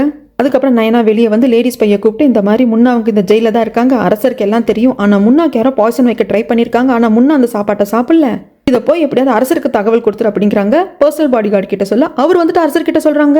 அரசருக்கு பயங்கர கோவம் வருது, உடனே போய் செக் பண்ணுங்க யார் பாய்சன் வச்சாங்க, அதுக்கு யார் காரணம் அப்படிங்கறத செக் பண்ணுங்க, உடனே அவங்களை அரெஸ்ட் பண்ணுங்க, இதுக்கப்புறமாக முன்னாவோட பாதுகாப்பு அப்படிங்கிறது ரொம்ப முக்கியம், செக்யூரிட்டி டைட் பண்ணுங்க அப்படின்னு சொல்லி அனுப்பிச்சிடுறாங்க. அதுக்கப்புறமாக இப்பதான் அடியாள் வந்துட்டு யார் பக்கமும் இல்லை, இப்ப நயனா பக்கமும் போக முடியல, அன்னிக்காரி அடைச்சு வச்சிருந்தாங்க, அங்கிருந்து ரிலீஸ் ஆயாச்சு, ஆனா அன்னிக்காரி ரூபோட ஆட்கள்லாம் வந்து கொஞ்சம் துரத்துறாங்க, அடிக்கிறாங்க, கொஞ்சம் டார்ச்சரா தான் இருக்கு. அப்படி தப்பிச்சு வர்றப்பதான் சாயும் அந்த பையனையும் பார்ப்பாங்க. இப்போ ட்ரெஸ் எல்லாம் நல்லா பண்ணிருக்காங்க, என்னங்கடா ட்ரெஸ் எல்லாம் பண்ணிருக்கீங்க, தொப்பியெல்லாம் போட்டிருக்கீங்க அப்படின்னு கையை பிடிச்சி பேசுறப்போ, சீச்சி கையை தொடாத, உன்ன மாதிரி ரவுடி பசங்க நினைச்சியா, இப்போ இந்த மார்க்கெட்ல நாங்களும் ஒரு கடை வச்சிருக்கோம் அப்படிங்கிறாங்க. ஸோ இவங்களுக்கும் நயனா வந்து கடை மாதிரி வச்சு கொடுத்து செட்டில் பண்ணிட்டாங்க. நானும் உங்க கூட கடைசியில சேர்ந்து எல்லா ஹெல்ப்பும் பண்ணலடா, என்னையும் கொஞ்சம் பாருங்கடா அப்படின்னு சொல்லிட்டு அவர் கெஞ்சிட்டு இருப்பாரு. ரூபா கோவமா வந்து கேட்கறா, இப்போ நம்மளுக்கு எவ்வளோ லாஸ் ஆச்சு, 50,000 ரூபா, சரி அந்த நயனாவுக்கு எவ்வளோ லாபம் வந்தது, 1,00,000க்கு மேலே அப்படிங்கிறப்போ ரூபாவோட முகத்தை பார்க்கணுமே அப்படியே எரிச்சிருவா போல இருக்கு இவங்க 2 பேர்த்த. ஆனால் இவங்க 2 பேத்துக்கு எப்படி தப்பிக்கிறதுன்னு தெரியல. அதனால அண்ணனும் அண்ணியும் இருந்துட்டு, இந்த மாதிரி ரூபா அந்த தேவோன் வந்து விலை நிர்ணயம் பண்ற டீம்ல வந்து ஜாப்ல இல்லை, அதாவது ஜாப் ரிசைன் பண்ணிட்டான்னு கூட இன்னும் அந்த டீம்ல அவனுக்கு கனெக்ஷன் இருக்கு, அதை வச்சு இத்தனை வேலையும் பண்ணிருக்கா அப்படிங்கிறப்போ தேவோன் மேல இவங்க கோபத்தை திருப்பி விட்டாங்க. ரூபாவும் அவன் சும்மாவே இருக்க மாட்டேங்கிறான், அவன் ஏதாவது பண்ணணும், கொன்னே போட்டுடலாம் போல இருக்கு எனக்கு அப்படின்ட்டு ரூபாக்கு கோவம் வருது. அதுக்கப்புறமாக ஷினி இருந்துட்டு மேடை கூப்பிடுவாங்க, இந்த மாதிரி மார்க்கெட் வரைக்கும் போகணும் கூட வாங்க அப்படின்னு சொல்லிட்டு. அப்போ இவங்க இருக்காங்களே ஜங்கோட இப்போ செகண்ட் ஒய்ஃபா இருக்கிறவங்க, இல்ல நான் இந்த மேடை கூப்பிட்டு மார்க்கெட் வரைக்கும் போகணும்னு இருக்கேன், நீ அப்புறமா போய்க்கோ அப்படிங்கிறாங்க. ஆமா நீங்க யாரு, நீங்க என்ன இப்படி எல்லாம் பண்ணிட்டு இருக்கீங்க, மார்க்கெட் போனா தனியா போங்க அப்படிங்கிறப்போ, இதை பாரு நான் அப்பாவோட செகண்ட் ஒய்ஃப், எனக்கு மரியாதை கொடுத்து பேசு, இல்லைன்னா மேனஸ் என்னன்னு சொல்லி கொடுக்க வேண்டியது இருக்கும் அப்படிங்கிறப்போ, இந்த ஷினி பொண்ணு இந்த வீட்டில தான் இருக்காளா என்னங்கிறதே தெரியல, அப்பனுக்கு 2வது ஒரு மனைவி இந்த குடும்பத்துக்குள்ளதான் இருக்கா அப்படிங்கறது இந்த பொண்ணுக்கு தெரியல. அப்போ ரூபா வர்றப்போ, அம்மா இந்த லேடி என்னமோ பேசுறா அப்படிங்கிற சமயத்துல பலார்னு ஒண்ணு கொடுப்பா. ரூபா என்ன நினைச்சிட்டு இருக்க, எதுக்கு என் பொண்ணுகிட்ட இப்படி பேசுறா அப்படிங்கிற சமயத்துல, இதை பாருங்க என்ன அடிக்கிற வேலை வச்சுக்காதீங்க, நம்ம 2 பேருக்கும் ஒரே புருஷன் தான், அப்படி இருக்கிறப்போ உங்க பொண்ணுகிட்ட நான் எதுக்கு மரியாதை கொடுத்து பேசணும், உங்க பொண்ணும் என் பொண்ணு மாதிரி தானே, நானும் அதிகாரமா பேசலாம், அவளுக்கு மேனஸ்னா சொல்லி கொடுக்கலாம், தப்பில்லை அப்படிங்கிறப்ப மறுபடியும் ஒரு பலார்னு ஒரு அப்பு. இதை பாரு நீ ஜங்கோட செகண்ட் ஒய்ஃப் கிடையாது கான்குபேன், உனக்கு என்னையோ என் பொண்ணுகிட்டயோ நேரா நின்று பேசுறதுக்கு கூட தகுதி கிடையாது, நாங்க 2 பேரும் நோபல் உமன், எங்க 2 பேரையும் தரைக்குறைவா நடத்தின மரியாதை இல்லாம பேசினா அப்படிங்கிறதுக்காக போலீஸ்ல கூட கம்ப்ளைண்ட் பண்ண முடியும். ஒழுங்கா என் பொண்ணு கிட்ட மன்னிப்பு கேளு அப்படிங்கிறப்போ மன்னிச்சிருமா அப்படிங்கிறாங்க. என்ன இப்படி நின்று கேட்கற, மண்டி போட்டு கேளு அப்படிங்கிறாங்க. மண்டி போட்டு மன்னிப்பு கேட்க அதுக்கப்புறம் அங்கிருந்து எல்லாரும் போயிடுவாங்க. இவளுக்கு இன்னும் கொலவெறி ஆகுது, உன்னை விடமாட்ட ரூபா அப்படின்னு சொல்லிட்டு பயங்கர கோபத்துல இருக்காங்க. அதுக்கப்புறம் ரூபா வந்து ஜங்கு கிட்ட சொல்லுவா, இந்த மாதிரி இதெல்லாம் நடந்துகிட்டு இருக்கு, அந்த நயனாவையும் கொல்ல முடியல, முன்னாவையும் சிறையில கொல்ல முடியல. இன்னொன்னு சொல்லட்டுமா, நயனா பக்கத்துல தேவோன் இருக்கிற வரைக்கும் நயனா ஒன்னும் பண்ண முடியாது, ஃபர்ஸ்ட் தேவோனை ஏதாவது பண்ணணும் அப்படிங்கிறாங்க. இன்னும் தகப்பன் பாசம் அப்படிங்கிறது ஒண்ணு இருக்கு இல்லையா, அதனால அவரு யோசிக்கிறாரு. இந்த பக்கம் சாயதான் காட்டுறாங்க. இதுக்குன்னு ராஜயோகம் அடிச்சிருச்சு இல்லையா, ஐயோ என் கடை, ஐயோ என்னோட பொருள், ஐயோ என்னமோ இருக்கே, நான் வேற ராஜா மாதிரி இருக்கேனே அப்படிங்கிறப்ப அங்க வேலை செய்யற பொண்ணு குட் மார்னிங் சார் அப்படிம்பாங்களா, ஐயோ என்னையும் மதிக்கிறதுக்கு 4 பேர் இருக்காங்கயா அப்படிங்கிற சந்தோஷத்துல இருக்காரு. இப்போ சாய் கூடவே இருக்கிற பையன் வந்துட்டு, இதை பாருங்க இப்போ நம்ம பிசினஸ் மேன் ஆயிட்டோம், நம்ம சொசூருக்கு போய் கொஞ்சம் என்ஜாய் பண்ணணும் அப்படிங்கிறப்போ சொசூருக்கு வராங்க. இவங்க 2 பேருக்கு சர்வ் பண்றதுக்கு 2 லேடிஸ் வருவாங்க. ஒன்னு சாய் கூடவே இருக்கிற அந்த பையனோட தங்கச்சியான அந்த பொண்ணு, இன்னொரு லேடி வருவாங்க. ஏண்டா நேத்து வரைக்கும் பிக் பேக்கெட் பசங்களா சுத்திட்டு இருந்தீங்க, காசு கிடைச்சது ஓவர் ஆடுறீங்களா, இவங்களுக்குலாம் என்னால சர்வ் பண்ண முடியாதுன்னு அந்த பொண்ணு போயிடும். ஆனா இவங்க கேட்பாங்க, எப்படி என்ன ஏது என்ன மாற்றம் அப்படிங்கிறப்போ எல்லாத்துக்கும் காரணம் நயனா தான். இதுக்கப்புறம் நீ சொசூர்ல வேலை செய்யணுங்கிற அவசியம் கிடையாது. ஒருவேளை இங்கிருந்து இன்னும் சில தகவல் வந்து நயனாக்கு தேவைப்படுது அப்படின்னா அதுக்காக மட்டும் வேணா நீங்க இருந்துக்கோ, மற்றபடி சீக்கிரமா உன்னை இங்கிருந்து கூப்பிட்டு போய் உனக்கு நல்லபடியா கல்யாணம் எல்லாம் பண்ணி வைக்கணும் அப்படின்னு சாய் கூட இருக்கிற அந்த பையன் சொல்றாங்க. ஏன்னா அந்த பையனும் பொண்ணும் வந்து பிரதர் அண்ட் சிஸ்டர்ஸ். கடைசியில பொசுக்குன்னு அரசர் வந்து சொசுருக்கு நிற்கிறாரு. ஹெட்லேடிக்கும் மீனாக்கு என்ன பண்றதுன்னு தெரியல. சரி சார், நீங்க போய் நாங்க சொல்ற ரூம்ல வெயிட் பண்ணுங்க, நாங்க தேவோன் அனுப்புறோம் அப்படின்னு சொல்லிட்டு மீனா ஓடி வந்து, தேவோன் அரசர் வந்திருக்காரு அப்படிங்கிறாங்க. அரசர் வந்திருக்காரா, என்ன ஒண்ணுமே சொல்லாம வந்திருக்காரு அப்படின்னு தேவோன் வந்து பாக்குறாங்க. சொல்லுங்க அரசரே அப்படிங்கிறப்போ, உட்கார் தேவோன், இங்க நான் அரசனா உங்ககிட்ட பேச வரல, எப்படி பார்த்தாலும் நான் நீ சொந்தக்காரங்க, உன்னோட கசினா உங்ககிட்ட பேச வந்திருக்கேன் அப்படிங்கிறப்ப தேவோனும் சொல்லுங்க என்ன ஏது அப்படின்னு கேட்குற சமயத்துல, இதை பாரு தேவோன், எனக்கு எல்லா விஷயமும் தெரிஞ்சிருச்சு, இறந்து போன அரசருக்கு வந்து பாய்சன் வச்சது என் அம்மாவும் ஜங்குதாங்கிறது தெரிஞ்சிருச்சு. அந்த சமயத்துல கோர்ட் மெய்டாவும் கோர்ட் லேடிஸாவும் இருந்தவங்க எல்லாரையும் கொண்டிருக்காங்க. அரசர் அப்படிங்கிறது நயனாவுக்கு தெரியறதுக்கு முன்னாடியே வந்துட்டு நயனா என்கிட்ட சில விஷயங்கள் சொல்லியிருக்கா. அவங்க அம்மா வந்து கோர்ட் மேடா இருந்தவங்களாம். அவங்க அம்மாவை பத்தி விசாரிக்க போனப்போ கோர்ட் மேட் கோர்ட் லேடிஸை எல்லாரும் வந்துட்டு ஜங்கு தான் கொண்டிருக்காங்க. அது மட்டும் இல்லாம இவங்க அம்மா பேலஸை விட்டு வெளியே வந்ததுக்கு அப்புறமாக கூட அவங்களை கொல்றதுக்கான அசாசின்ஸை வந்து அனுப்பிச்சது வந்து ஜங்கு தான் அப்படின்னு சொல்லிட்டு நயனா என்கிட்ட சொல்லியிருக்கா. ஸோ நயனாவோட அம்மாவுக்கும் வந்துட்டு ஏதோ தெரிஞ்சிருக்கு அரசருக்கு பாய்சன் வச்சதை பத்தி. அதனால தான் அந்த டைம் கோர்ட் மெய்டாவும் கோர்ட் லேடிஸாவும் இருந்து எல்லாருமே வந்து கொண்டிருக்காங்க. இதுக்கு நான் கண்டிப்பா வந்து ஒரு முடிவு எடுக்கணும், எல்லாருக்கும் தண்டனை கொடுக்கணும் அப்படிங்கிறப்போ, என்ன சொல்றீங்க அப்போ அப்படின்னு சொல்லி நம்ம தேவன் ஒரு கொஸ்டின் மார்க் வைக்கிறப்போ, நீ நினைக்கிறது கரெக்ட் தான் தேவன், நீ அம்மாவே நான் தண்டிக்க போறேன், கண்டிப்பா வரலாறு வந்து என்னை பழிக்க தான் போகுது, இவன்லாம் என்ன பையன் சொந்த அம்மாவுக்கே தண்டனை கொடுத்துட்டான் அப்படின்னு சொல்ல தான் போகுது. அதை பத்தி என்னால் இப்போ யோசிக்க முடியாது, ஏன்னா மிகப்பெரிய தப்பு, அரசரை கொல்றது அப்படிங்கிறது எவ்வளோ பெரிய தப்பு.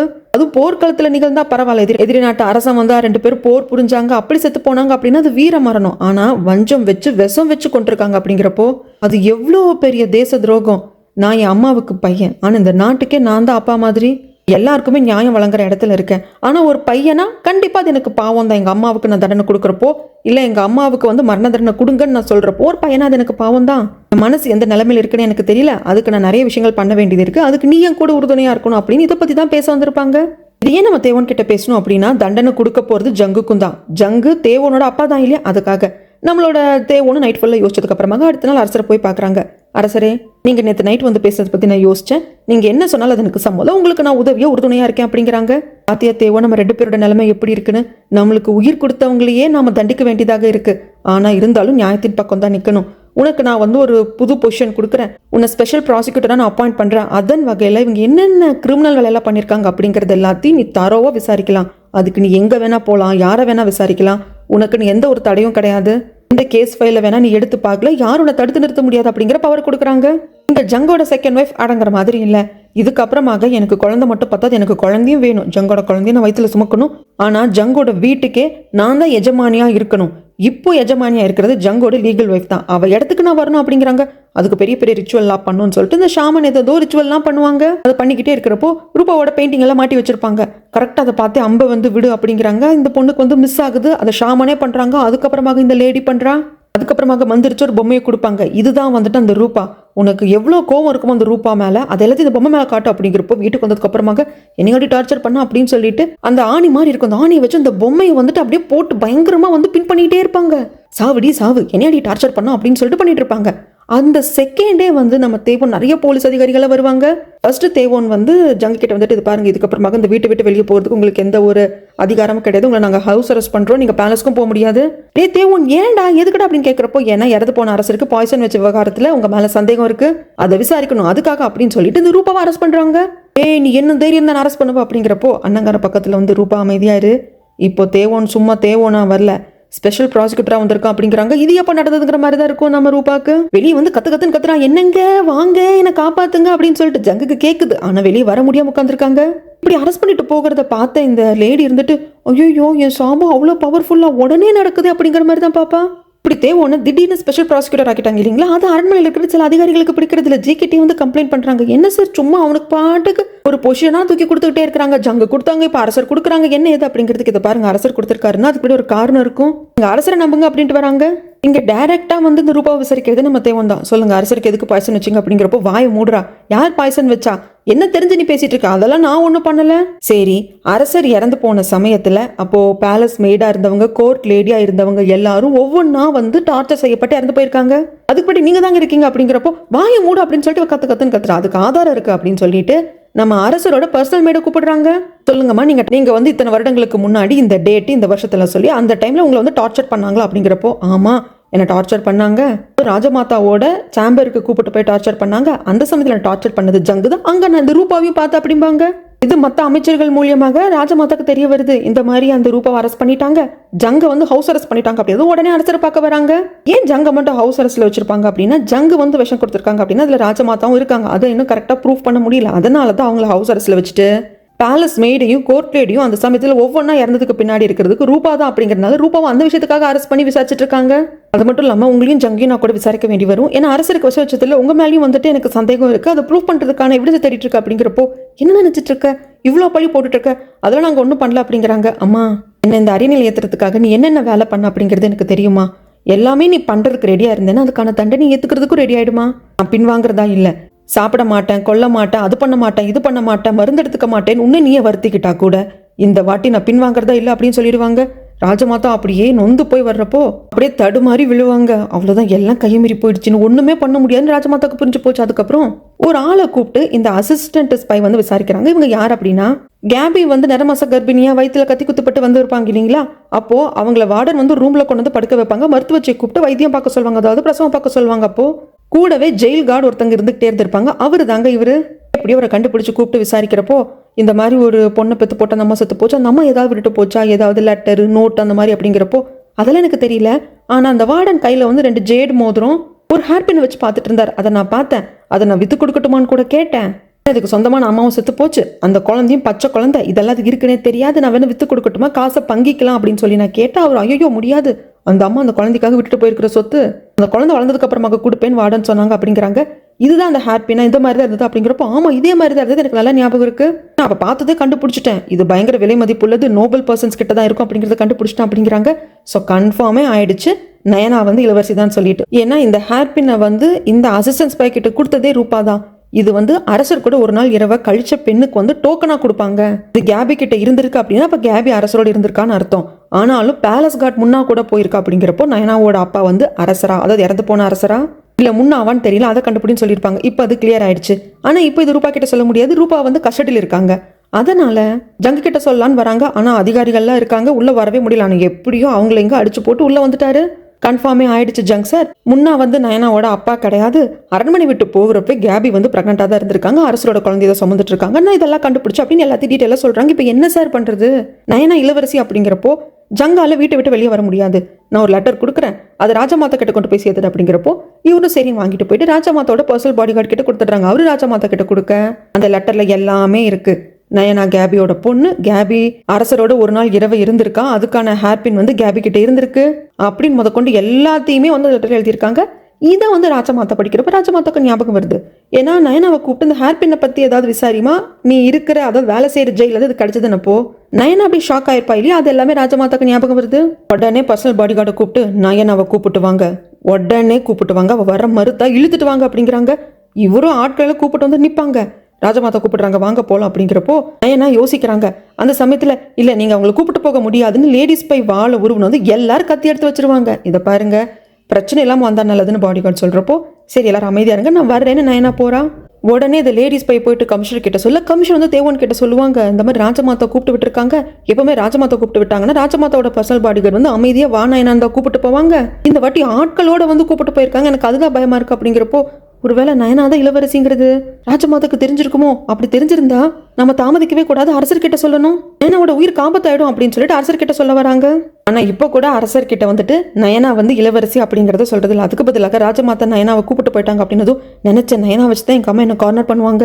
அந்த ஜங்கையும் ரூபாவும் விடுறதுக்காக இதெல்லாம் வேலை பண்ணிட்டு இருக்காங்க. நான் உடனே எங்க அம்மாவை போய் பாக்குறேன் அப்படின்னு சொல்லிட்டு ராஜமாதா சேம்பருக்கு வந்து அம்மா நயனா எதுக்கு பிடிச்சி வச்சிருக்கீங்க, அவளை ரிலீஸ் பண்ணுங்க அப்படிங்கிறாங்க. இதை பாருடா மகனே, ஓவரா பேசாத, நான் உனக்கே அம்மா, நீ இவ்வளோ பிளான் பண்றப்ப நான் பண்ண மாட்டேனா?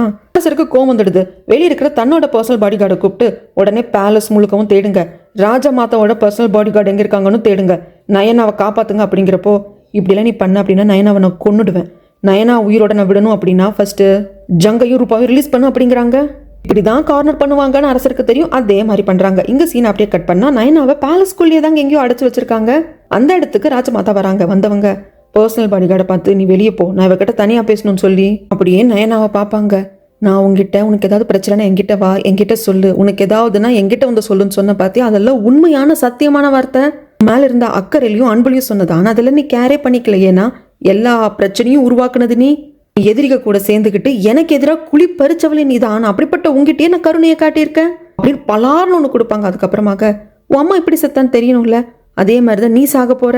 எனக்கு எல்லாமே தெரிஞ்சிருந்தோம், அது என்கிட்ட இருந்து மறைச்சிட்டே இல்ல. ஹேர்பின்னை பார்த்தப்போ நீ ஷாக் ஆனப்போ எனக்கு அந்த டவுட் வந்தது. ஆனா நீ என்னென்னமோ சொல்லி என்னையே ஏமாத்திட்ட.